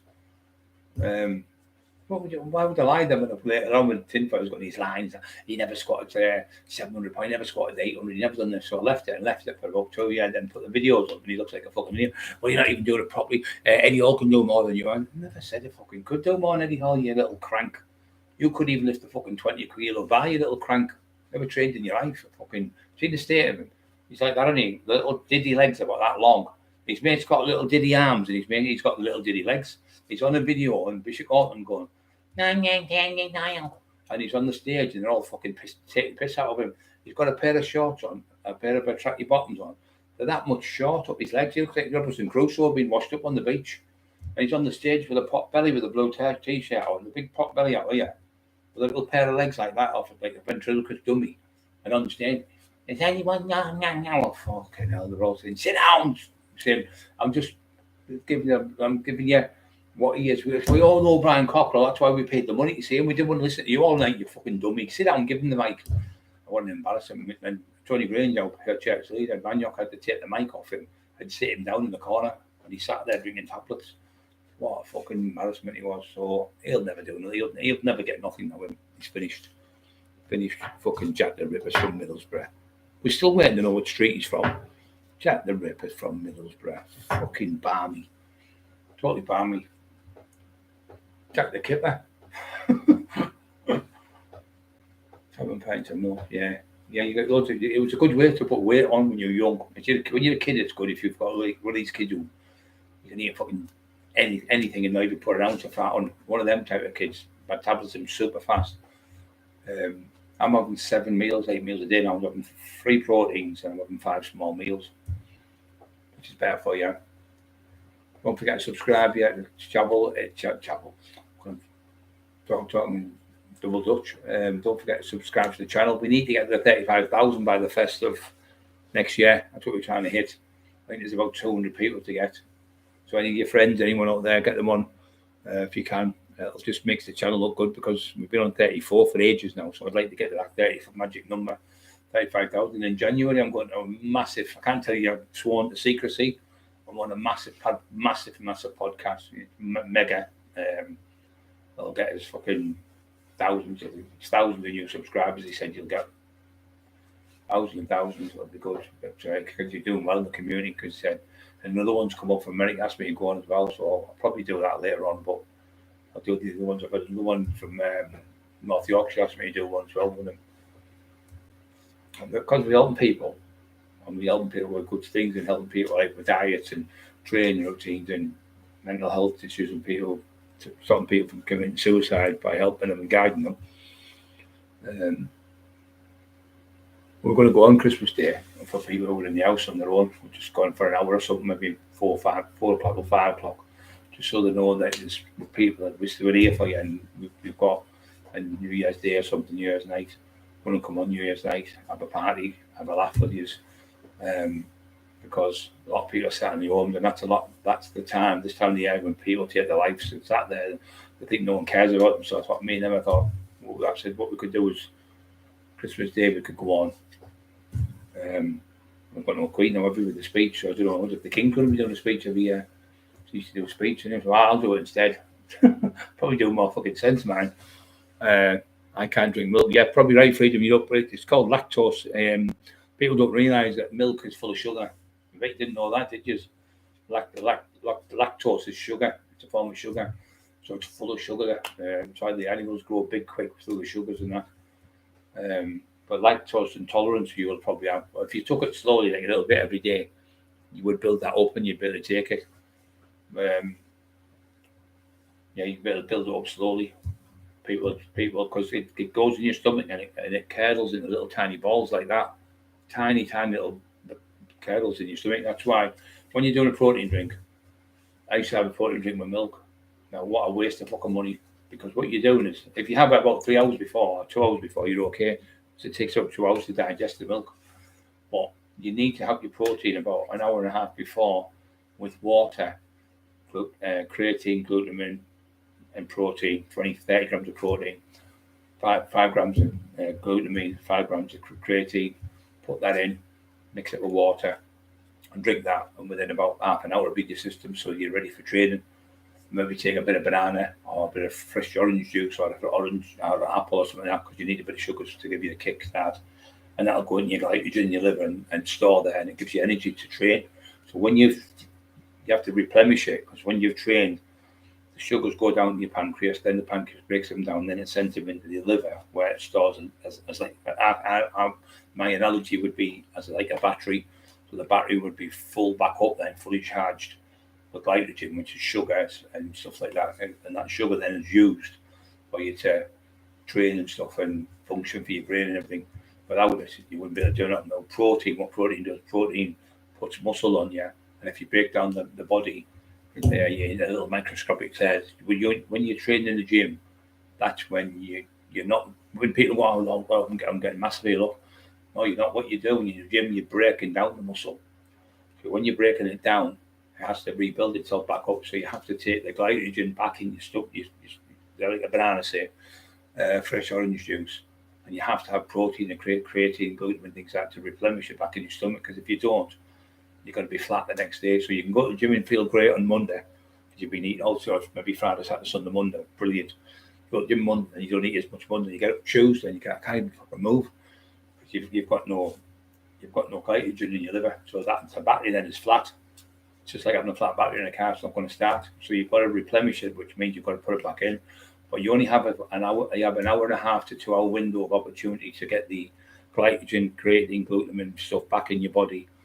And you've got to take that straight after training. So as soon as you finish training in the gym, drink it straight away. As soon as you finish, not walking down the stairs, not going to the car, straight away, get it in your body. All bodybuilders take it with them. Have a spare protein with you if you have to. Sometimes you maybe have to have two. But if you've done legs and things like that, you might be better taking two of them. But you must put in that Miss Jones, Rigsby. Fucking class, yeah, on the buses was good. Fucking my uncle and auntie, they used to have a sign card, Richard, my dad's brother, and his missus, she was called Dorothy, and she came up in the caravan park with my mum in the caravan up there with the cops fucking arrested me when I'm responsible around the caravan. And they came, so she said, well, which way do I go? I said, Dorothy, follow the yellow brick road, because it was like a road where it was at. And they were laughing their heads off. I was Dorothy off the Wizard of Oz. Turkish bloke, shout out. Simon Page, I had a Turkish bloke shout out to me. I wanted a protein shake out loud on holiday. Yeah. Just all it is that you say. So you can make your own protein drinks as well. You can make them right. You can't afford them, just put 25 grams of porridge in as well. If you want to boost yourself to get yourself bigger, anyone out there who wants to boost them up, add 25 grams. Do 4 protein drinks a day with water. Put 25 grams of protein and 25 grams of porridge, because it's full of protein and it's full of amino acids. It's full of protein. It's full of carbohydrates. So when you take that, porridge burns very slow. It's like having a log on a fire. A big log, and it just sits there smouldering. It keeps your room warm all day. But when you eat, like, say, this type of sugars, they're just like bananas and apples and oranges and that, they go straight into your body, fast-acting sugars, and they're going quick, so they help you train. If you're going to go to the gym, like an hour before you go to the gym, take them. So you've got a booster. But when you take porridge, it helps to give you energy all through the day, because it's just slowly burning in your body. And the protein you take is to rebuild the muscle. So when you train in the gym, you're breaking it down. Years ago, I used to think it was called lactic acid buildup. It used to make you bad and used to be sore and everything. It isn't. So what happens is, when you're training, your muscles have a little tiny tears in them called microscopic tears, which you tear in the muscle because you're stretching them, and you're pushing blood into it, so it breaks down. So it now has to replenish itself by taking the protein, the carbohydrates back into the body, what you've used for training. So you take that. So if you're training a young lad, you want to be drinking 4 protein drinks a day, 25 grams of protein. You need about 2 grams of protein for every kilo of what body weight you've got. So the rule of thumb, roughly that. And if you have maybe 4 protein drinks a day, and then you have them, say, a burger, say, with 40 or 50 grams of protein in, and maybe 4 or 5 eggs are brilliant, then that will help you put the muscles back on, because it's protein, it puts muscle on. It's not carbohydrates. Carbohydrates make you fat, but you need the carbs to give you the energy to push yourself, because the sugars that make your body move, and your legs and train and things like that. So you've got to have both. It's like a combination. You've got to have like the sweet spot. If you have too much carbs, you end up getting too fat. But you can eat as much protein as you want. Like the Atkins diet, nobody puts weight on, because protein takes a lot longer to digest in the stomach than carbohydrates do. So therefore, when you're having 5 small meals, would be better than having 3 big meals, because the 3 big meals, you struggle to digest them. You waste a lot out on the toilet. So if you have 5 small meals, little and often, when you're sitting eating and you're eating the food then goes in your stomach, going round like a cement mixer, just for instance, or like a blender. It's going round and it's digesting. As it's digesting, and you sit there doing nothing, you're burning calories up. So if you have 5 small meals, you're burning calories up 5 times a day. But if you only have 3 meals, you can't digest as much food because it's that big, the 3 meals. I was going to say, what do you want me to do? Fucking eat that or climb it. When you have a dinner like that, fucking what do you want me to do? Eat it or climb it? Fucking onto a mountain. You're better having 5 small meals because then you're digesting the food. And while you're digesting, you're burning calories up. That's the thing, people. I said when nurses were coming around, there's loads of nurses in the hospital, different hospitals, giving routine. Well, how come 5 meals make you lose small weight? And I explained it. All right, I see, yeah. Then it was more fucking coming, but it was good for me because I had loads of fucking doctors and nurses asking. They were asking me, and they're fucking doctors and nurses, but totally different training, isn't it, from being a doctor. Brian Fitzpatrick, are you son? Seen you for a bit. No, I never met Dave. God bless him. All these fucking scumbag call the man when he's gone. Fucking disgusting, isn't it? You know, but he tried to get me down a couple of times. He spoke on the phone to McIntyre. He said, "Oh, tell the big fella to get down." Because he called me the big fella. He said, "I'd love to meet him." He said, "You can come stay with me." And he said, "I'll take him about all over and look after him." And that.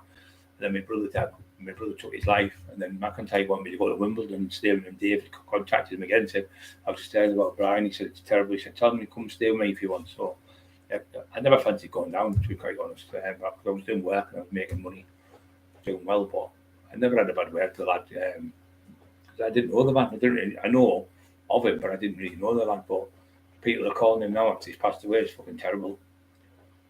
Respect the dead. I mean, if he was horrible fucking then, whatever. I don't think he was as bad as what people are saying. You know, people always fucking put things on, don't embellish it. Hot chocolate, your go-to. Oh, do you like hot chocolate? Well, it's got to be made with milk, mate. Timmy B. You can't fucking make chocolate without milk. It's impossible. You know what? I used to have that every day. I didn't like tea. I never drank tea in my life. Coffee, I have just for the boost. You know, you have a coffee as well. And that's a good thing in the morning, later in the afternoon, or whatever. When you go to the gym, have a coffee before you go to the gym. That gives you another boost of caffeine. It makes your blood go around faster, and you also can get type sugar booster. Because if you haven't got that booster to give you that energy, you're not going to. All of them now are taking all these fucking energy drinks and that before they train. You know what I mean, like fucking Red Bulls and all. And the thing with that Red Bull, if you take too much of it, it dehydrates you because it's full of caffeine. But yeah, as long as you drink loads of water, at least 8 pints a day for a man and probably 5 or 6 for a woman.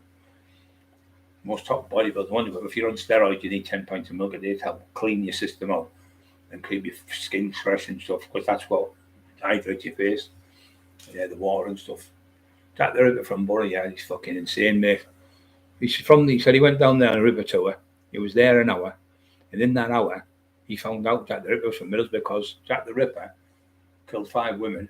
He got them from down below to the top of the head and left the intestines. We all know that story. It's 144-year-old murder. It's never ever been found out who he was. There's loads of theories in that. So he's gone down. Our national treasure, Jamie Doyle, and found out that the Ripper was from Middlesbrough because he left his on a clipper ship. He left his bag, the doctor's bag, and the doctor's bag said he was from Middlesbrough. It had his name in it, and there was a hand in the bag, a woman's hand, so they know he was the Ripper. But Jack the Ripper never ever cut a woman's hand off. He only gutted them from there to there. He didn't fucking sexually abuse them or anything. He just butchered them, but he never ever cut a hand off. None of them 5 ladies he killed was missing a hand. He's just fucking talk shite. Probably shook the hand, wouldn't he? Probably got the hand in the hand in his fucking house like that. You know, them hands you get. He's fucking balmy. Our national treasure. All the fucking police forces in history trying to solve it, thousands in places all over the world, and he solves it in 1 hour. So he's writing a book on the Ripper now. Fucking balmy he is. There's been 224 books, I think, written on the Ripper, and he's going to write one. No one because he said, "I'm the best writer on these English shores since Oscar Wilde." Fucking delusional, he is honest. That's called heroin addiction. That's what it's called. Delusional. Put a thing up the other day. He's got. That's why he's been white as a lamb because I've come back. He's been putting all this shit up. Remember, nice fucking daft Irish mate. He's banned off YouTube, so they've just made balloons of themselves again. I've made them look like idiots by not even coming off. I'll stay off another week. I was going to come off after a week. I was going to come back on and all this stay off. I'll let him run with the ball again. Remember last time we did it? He does the exact same thing again. He says, he's the ball again. So they're like, yeah, he's been knocked up. He said, "Oh, mouse. He's been banned off YouTube. They've banned him. He's getting done for them." Jamie Doyle's such and such, they're getting done. He's getting done for assaulting his wife. He's getting done for assaulting his son. He's been with a knife. All that shit. He's been put up again. Never got charged. Never got arrested over the son. The allegation was there from you. You turn around and say your wife has the right to go to the police, which yes she does if she's in the right, and the thing she's saying is right. But I was never at her house putting a window through and pegging it down the road. I was in a wheelchair. Carl Edwards can prove that. Tina Shaw can prove that. And so can half a fucking North East Hospital. And the Cook Hospital, I was in there, registered, in a week, paralysed, in fucking bed. I was getting out of the way. I couldn't walk. And I come down there. They pushed me in a wheelchair. So how could I have been at that place, putting your window through and then pegging it down the road? That's a statement. So how's that going to turn up in court? Just that's shit. Shit stories. We're a monster, Brian, mate. A good monster, mate. A good monster. Jack the Ripper brought.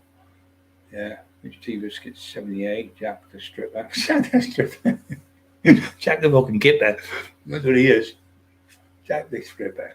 Yeah. Fucking cold. He's running around with a dress on, blue dress, and his wife's underwear and everything. She's got him coming in. He's got his hair dead long, crimped his hair.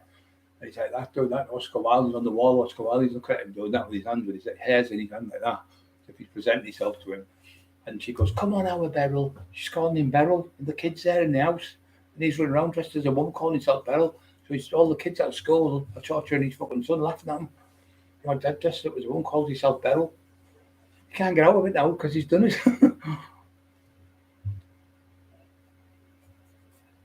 Yeah, poor Dave. To do that, I must have took some bottle to do that. I'll tell you what, fucking put a gun to you and shoot yourself, fucking hell. People say it's a coward's way out, but it fucking isn't. He must have been in so much pain for years because he did the first video in June, I think I got told. I said he must have been fucking, well.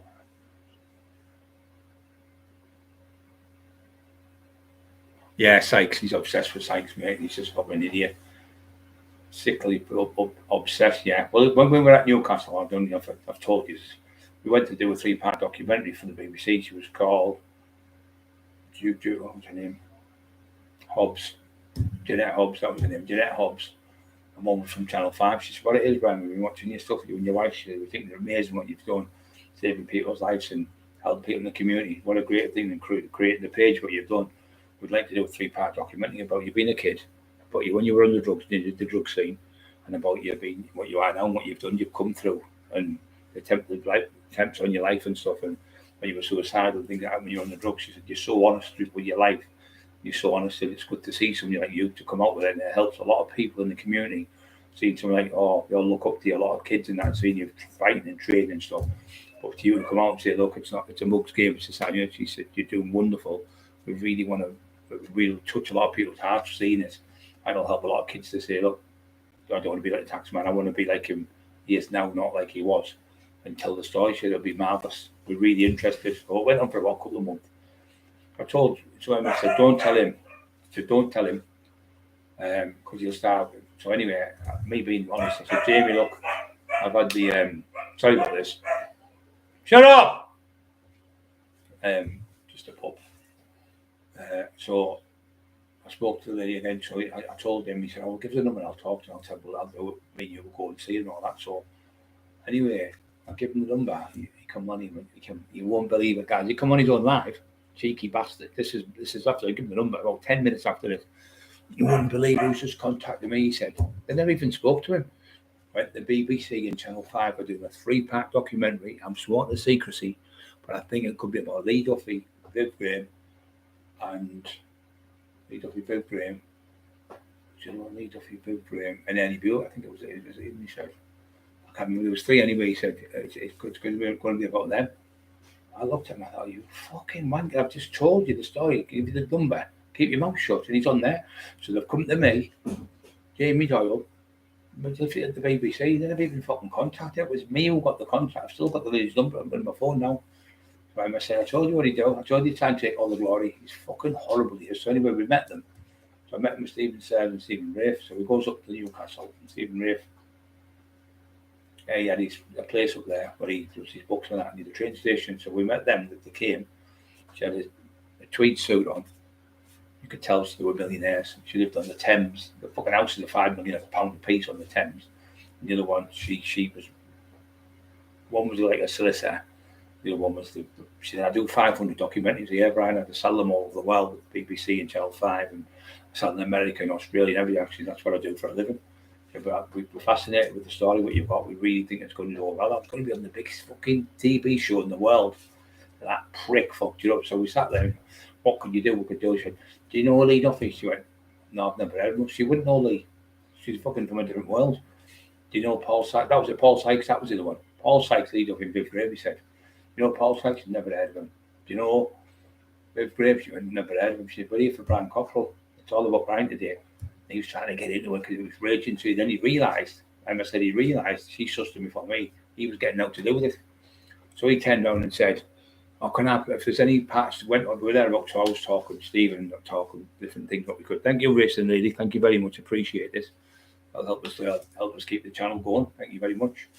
So he said, well, I'll just play the part. So the room was about 20 foot long and about 20 foot wide. We were in there, there was tables, and I was sat here, then we were sat next to me, the lady was there, and the other lady was next to her, and she was on the computer, writing things down, the other lass on the laptop. Stephen was talking, I was talking the next minute. He got up and he walked home, he went, well, if I can be in the film, and I'll just play the part, and he bent over like that, off the table, and I'll just play the part when I get bummed up the arse of Paul Sykes in the cells. And she said, oh, we're going to have to go. She said, we have to leave it there now. I looked at him like, you fucking scumbag. He bent over the table as if it's all Sykes was behind him. I'll play the part when I get bummed up the arse in the cells of Paul Sykes. And Stephen says, get away, get in that corner away from us now. Get over there, you, he said. Sorry about this, the two ladies, he said. And he went in the corner, he went, like a little kid, like a little naughty kid in the corner. And he went, I got bigger picture for him. He ran out the building. Like, you fucking scumbag. And then on the train on the way back, he was saying to me, you know them lads who tried to rape you? What did they actually do? Could you give us in graphic data? I said, do you want me to throw you out this fucking window in a minute? I want to ask her about all the horrible things that they did to Emma. These two lads who assaulted us in Redcar. Bringing them back all that memories and that. So he said, what's your worst nightmare? She went, oh, being in a fire, because when I was a kid, I was in a fire, and I was in a hospital for months in a coma. I come out of it. She said, then the other one was when I got sexually abused by these two lads, tried to rape me. And he went, could you tell us what happened graphically? And I'm like, you got a buzz out of this, you. And I didn't realise he was a naughty fucking horrible fucker then. But obviously I know what he is now, and he gets the buzz out of Paul Sykes. Going into the pub, she said, when he used to go in the pub, so anyway, the BBC people phoned me and said, I was just going to leave it round at the moment. I said, can I just ask a question? Would you be honest? Because you know I'm straight. Was it what he said? She said, yeah, we can't have something like that out there, something like that on the BBC would just ruin. I would lose my job. She said, I could trust you. I can't trust him. She said, but we'll put it to bed now, put it on the back burner. She said, we'll come back to it. So I think we'll do it with him, because they know we're not with him now. But same as when I did the one, I was going to go to Carlisle. I was in jail with lads from Haverick and Carlisle, and Morecambe Bay and places. So when we were doing the gigs that was another thing. He never got anyone on Sean Atwood or James English. I was the first subject he had, because he was asking for other people. I've never heard of him. Obviously, never heard of him. He said, "Do you heard of the time? Big Brian Cockerill? Oh, fuck's sake, I'll be down on Monday." No, he talks Scottish accent. Oh, for fuck's sake, I definitely do. So he did it near me and James, and we had to put Scrappy in the room with him there, because he said, "Where the fuck's he?" I said, "That's Jamie Doyle." He went, "He's a fucking smack. I never knew that. For fuck's sake, man. You can't tell me he's not on drugs, Brian. His eyes are pinned to fucking death. He's happy as fucking heat. He can't be on here with us on that." No, because people would see. He said, "I can't have him on the show." He thought he was going to come on the show and sit with me and talk to us. I said, "I'll just pretend the dog might start barking when we're on the thing." So we made him go in there with Scrappy, poor Scrappy, for about 3 hours. I was on that side of the table here, and he was this side, and he talked to me about my life and everything. We did I think it's been seen over 650,000 people. He loved it. He went, "Oh, great to see you, big man. I've heard loads about you over the years, and people in Scotland know you and stuff." But he said he was on the heroin himself for 7 years. He played for was it Dundee? I think he played for something like that. should have ruined my career. He said, but I'm like you, I just tell the truth. But he's just a fucking liar, so he pretends he was half of it. So anyway, next minute, we done that. So then we did the Wild Man. We went there. Wild Man, oh, I know all about Brian. So when I went to see Sean Atwood, he said, he's been telling me about you for about 15 years. Because he used to be, when you went in jail up where you lived, he's called the tax man. He said, he's massive. He's fucking 20 odd stone. He's 6'3". He fucking runs the whole area. He said, he's got them all shit scared of him, all the drug dealers and that. He said, but he helps loads of people in the community. So he was telling them all the good stories about the Wild Man about him, because he was in Home House and he was in Acklam and he was in them two jails he was in, so they knew about me. He said there were three main big names, Lee Duffy, Graham, Brian Cockerill, but the other two had passed away in the end, and Brian was like the main name they talked about. He said when we went to Home House, he was talked about all day, every day. He was the main subject in jail, because most of the people in there knew him or worked for him. But he was always good to people. When he went to meet people and visiting that, he was always good to people. The schools were shit scared, he just let him do what he wanted in jail. He said he was the big name up there. He was telling Sean, but he didn't like it because he was getting pulled out again. So then we got another gig to go to Carlisle. So this is where I'm coming from. So we're going to go to Carlisle, and it was an army do. These army lads were in the army, and what happens? One of them got stabbed in the street, and the lad who did it stabbed the wrong lad, killed the lad, and we were on for one person. So anyway, they wanted me to do an anti-knife campaign, which we're already ambassador to in the northeast. We are put down the knife, save a life type of thing. So we help in that charity thing, and they asked us to go and speak on stage. I said, well, he said, we'll give you £600. I said, well, just give me three. Put the other £300 into the charity. He said, no, we can't. I said, no, you can't take the other three. We're happy with that. I said, we'll just drive straight back home. And said he put us in a hotel. It'll cost you more money. But I can't believe he said, that'll save us £500. I said, well, you put the full £500 in the charity anyway. So we were supposed to go when you seen him on stage. Bishop Hall went, oh, can I just tell you, we've got to cancel it. What's happened is this. I said, can you be honest with me? Because I know you're a nice lad. He said, because he fell asleep in front of 200, 300 people, whatever it was. And all the staff was 400 people in the building. He said, yeah, we can't have somebody like him on there when we were on an anti-drug free, because that lad who stabbed, the lad was full of heroin and cocaine at the time, and he got the lad mixed up and killed the wrong lad. We could not have somebody like him there, because look what he did in that place, and look what he did in Jimmy O, and look what he did in all the other places, and John Atwood and Gary Fairby and all that shit he was done with him, off his head every single way he went. So he said, we can't be seen with someone like that, because nobody will put money to the charity, it'll ruin the charity. Yes, I understand you from 100%, fully understand. So we had about 10 or 12 places, and all 12 of them, 10 of them phoned up and cancelled. The other two were me and them, and ended up doing a couple roomed it. But we had all the schools and everything boxed off. Everything was going to schools with him and everything. He had a brilliant chance with me because of that, showing off. And he never stopped talking about Paul Sykes. I said, look, Paul Sykes was nothing but a wrong one. I'm not going to lie to you anyway. But when he had me, he was listening to me because he knew I was the biggest subject he had at the time. He would never get another one bigger than me and not being big-headed. He could have went lump. Could have went. Ryan Fitzpatrick, thanks for the comment, mate. Don't forget to push the like buttons, guys. Freedom, everyone's always telling you. And so I helped him get to. He was saying to me, I could give him the platform. I could put him on. Wait a minute, Jamie. I've done a national documentary with McIntyre, seen by 19 different countries. I think 23 million, 2 or 3 million people watched it the first night it was out in the northeast. I think it was. That's what I read somewhere. And it was, I did another one called Gun Nation about guns, selling guns, about the Manchester lads selling them, and the Scottish lads, and I stopped all the guns coming in the northeast. I chased them back to Liverpool and Manchester. I wouldn't let them sell them. That's why there's no many guns on the streets here now. And all the other places you go, it's full of guns. I stopped them coming, sent them all back. And I worked with the lads still, but I didn't work with that. I worked with other things, little fancy things and bits and bobs, but not with guns. And there's no machine guns around here, like there is in Liverpool and Manchester and places. Because I stopped them all coming, like I said, from Bradford and places. I've never fell out with lads from there. It was just no disrespect, but I don't want them in my area. And that's why there's no guns out there on the streets in Teesside, because I stopped it. Police didn't do it, they didn't have a fucking clue. But 27 machine guns I sent back to Manchester, because I was in jail, one of the top lads there. And it was this firm that was selling them up here. Then going into Scotland, I stopped them at the border. They cannot come with any more stuff that they're there. I've gone back and I never took them in the. I drove in the car and the lad drove in the van who had them, give them back to them, sent them back, paid them the money back. But yeah, fucking stopped it. And the same lad, he ended up getting 30-year jail. When I went to jail, he started selling them again. He got caught. 30-year jail he got. I think he's out now. He did 25 years in jail for selling polygrams.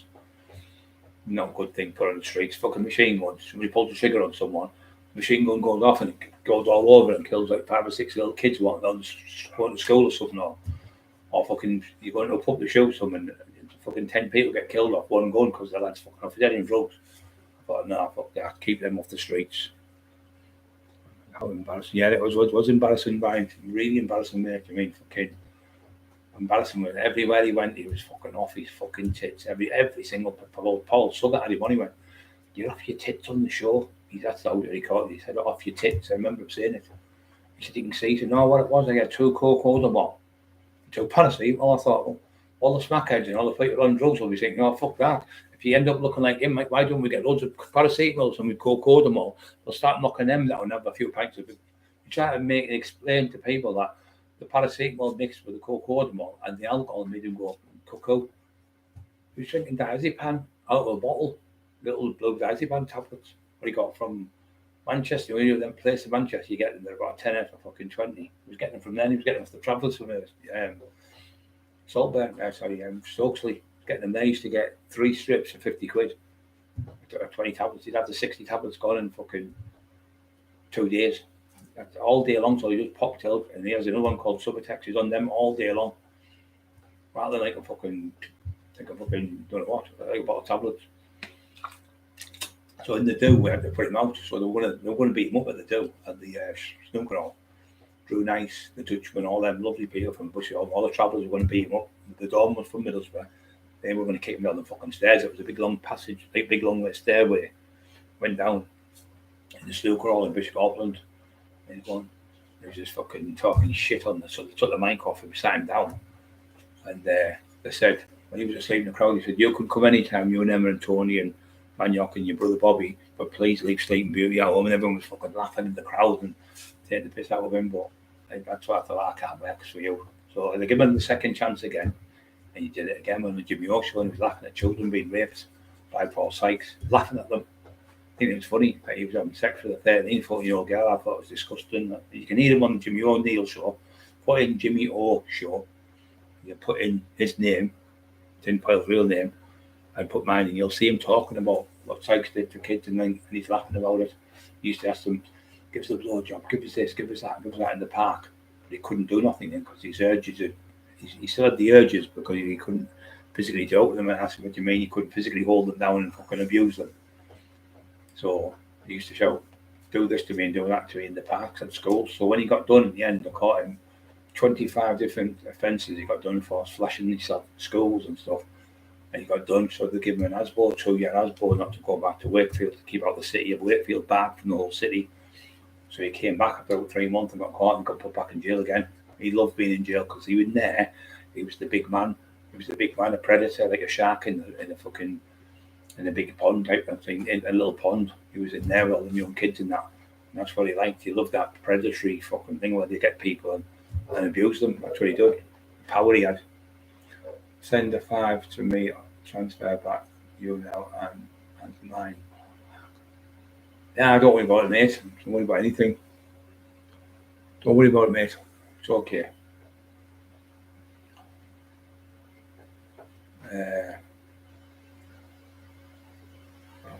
No, don't worry about it. Freedom, mate. It's no problem racing. Don't worry about it. Love is all the world. The love of our futures keeps me going. People like used to racing, Canadian, Timmy B, Freedom, Trap Mafia, all great people. Lovely people on here. Nice to be nice to people. Right, Fitzpatrick's a lovely lad as well. Which he doesn't know the difference between loyalty. Where me, I would go my way to help someone. I'll do it anytime. To help anyone, to meet anyone anywhere if they want to come and see us.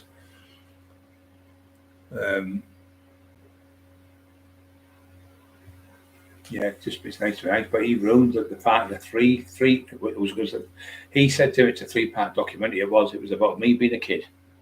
Wouldn't go on an alley pulling show where I lived and used to pinch out shops and stuff and all that stuff. And then it was going to be me in going to school. And I got bullied as for dyslexia and stuff, and then told the truth about my life being on the drugs and stuff. And then it was about the rave clubs, and then it was going about me coming out of the Dren where I've been shot, stabbed, hit with bars, fucking attacks, gangs, fights. And still lived by the Lord Jesus Christ. He did the stories of me. You couldn't write that script, what you've done.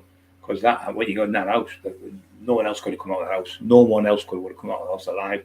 Only you've done that, and I really do believe. She said that the Lord's been with you a lot of times. She said that one of the ladies who was on the one who was like a solicitor, she went, I believe the Lord Jesus Christ has been by your side quite a few times when you've been shot at and they've missed you, 23 stone, and your mate behind you. There's 6 people shooting at you and they all miss you. And he said, from what, 10, 15 feet away. It's got to be a divine intervention. That's why you're here now today. And this story will be amazing on the BBC. I thought, fucking brilliant. This is going to catapult me to the top. And that scumbag couldn't even keep off the drugs for one fucking day. Couldn't keep off them for one day. And she went, every time, she said, his wife, he fucking, she never swore, she went, every time he ruins it. What's he doing at the snooker centre? I said, he's off his head on them tablets. She went, I told him not to take them. I said, he's got the full, he's done them all in 33 tablets in one night. She said, I said, they're going to beat him up in the club and everything. I don't let him get beat up. I said, no, they're going to let him get beat up. And then she said, my brother who's got autism, if you stole my money, what he'd done is he'd put his money in like a secret compartment. And when you've got your trousers, you have like a little secret compartment. You put like 40 quid or something in it. So he was going to Emma, and anyway, he turned around, he was peeing, and Emma went, what are you doing? You could see his sting and everything, peeing on the floor. Doing it deliberately. He's a fucking weirdo. And he stood there, and all the young lasses walking by, like 16, 17-year-olds had been there, but when they'd been out for the night with their friends. Oh, man, look at him flashing in the street and all that. It's just disgusting, he is. Doesn't give a shit.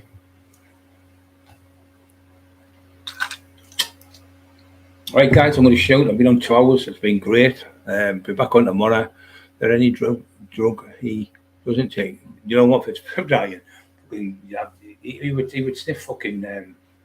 He'd sniff fucking. I don't know fucking what. Dog shit if it made him mad. That's what I used to call him. Dog shit. Dog shit. Nice one. Thanks, Reese and Lady Freedom. Thank you for all everyone who's donated tonight. Much appreciated. But Karina left the dog that at the back door. So going for the jabs tomorrow. Both of them, he's getting his booster. The pup's getting his first jab tomorrow. You know, for the not the COVID, for the distemper and that gets to get away a powerball. So I haven't been able to take him out. It's been a nightmare because he's been weeing on. What we've done, we kept him downstairs in the kitchen because when he wees on it's a marble floor, so it's easy to mop up and then just rinse out in the sink, and then put bleach in and do it again. So it's easy that way. Went upstairs, he was staying with me. About 3 weeks, he was weeing the fucking floor stunk. So we've already got an industrial cleaner. And we're doing it, but it was a fucking nightmare every day, 2 or 3 times a day. I've got to over and clean it. You've got to do it, haven't you? And babies, aren't they? They don't know any difference. But I always have to do is, to introduce your dogs, what you do is you have the big dog at the front. I always have him the boss because he's, hey! Have the big dog at the front and then walk the other dog behind it, 5 or 6 feet, 8 feet away. And then the other dog will keep looking back and let him get closer and closer. And in the end, when he's at the side of him, once he's at the back of him and he doesn't turn on and go bite him, always keep him away so he can't catch him if he does. And once you get him there, then when you get side to side, then you stand there, the little dog will be this side and the main dog's that side, say Bobby's up holding that dog and you're walking. So the dogs get together in the end like that and they both walk together and just give them maybe 20, 30 feet walk and then separate them again. Stop it! Banging a bone he is. He's got a bone. Banging the bone on the floor. Thanks for all the comments. Much appreciated. Yes, we are. So what you do is in the end you have them both walk together and just look at each other and they're all right. But then the little dog will see him cock his leg up and that little thing because they bend down, don't they, like a little girl. With the male dogs until they realise they see the big dog, like he cock his leg up with his tail and having a wee. And then they follow that dog and that's how you train them. You can't scream and shout at them over nothing because they don't understand that. He's great. You throw the ball, freedoms at me. I can't believe you've only had him 3 days. He's getting the ball and bringing it back to you. When you had him 3 days, I was training him in the bedroom. The ball is great. His teeth like fucking little piranhas. Fucking nipped me the other day, cut my thumb there in the top. Didn't mean it. It's like Arkwright's till. Remember the till when he jumps back when he puts the money in and open all hours. That's what he's like. You've given him some stuff like meat like that. He's like, oh, do that. He jumps up in it. Right, I'm off, guys. I love you all, and I'll be back tomorrow at 7 o'clock, and we'll have a chat what you want to talk about. See what you can think of. You think of something you want to talk about. Put the comments in what you want to put. And don't forget to have a look at that low life bastard. What he's done, Irish bull and that tin foil. It's in there after my video last night. I must put another one, and you can see him. Well, go to the door, grass at the ESCS or whatever the fuck it's called when you get off the door. He's telling them to do that, and so they have done it. And they made 10 phone calls. Woman said, but we've had 4 different complaints after the last 4 years about you. But we know it's a malicious thing what you've got ongoing. Vendetta it was called, she said. So Timmy B, okay guys, see you all soon. God bless. Both have me now, barking. Can you hear them?